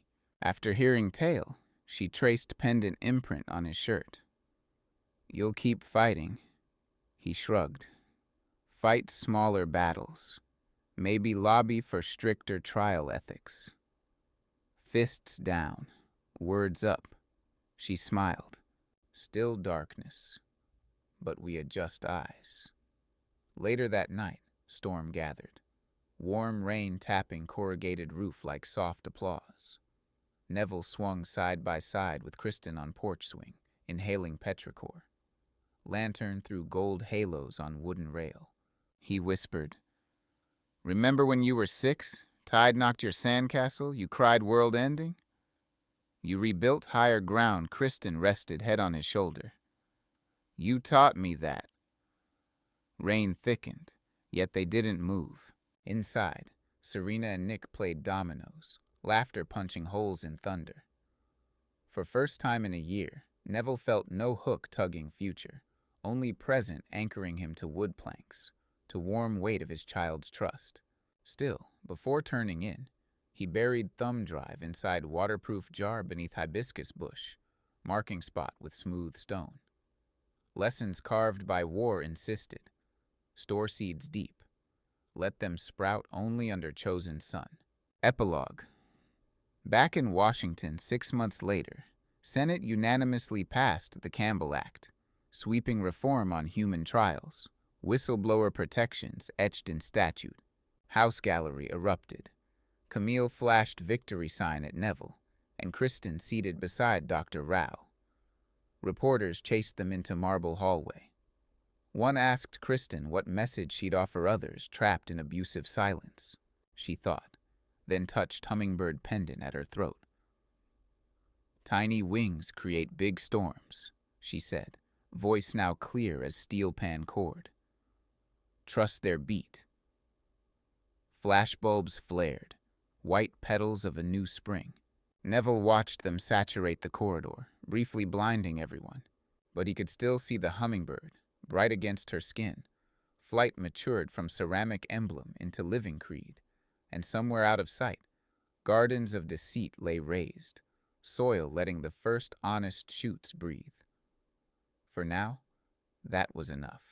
Yet, as he turned toward Capitol doors, he felt Bruise shift, carrying faint scent of wet earth. His hand brushed stone and jacket, the marker from Jamaican hibiscus. He smiled. Vigilance would always be price of bloom, but the doctor bird was wide awake, and his flight path stretched farther than fear's horizon. Somewhere, someone would try planting thorns again. When they did, wings would answer.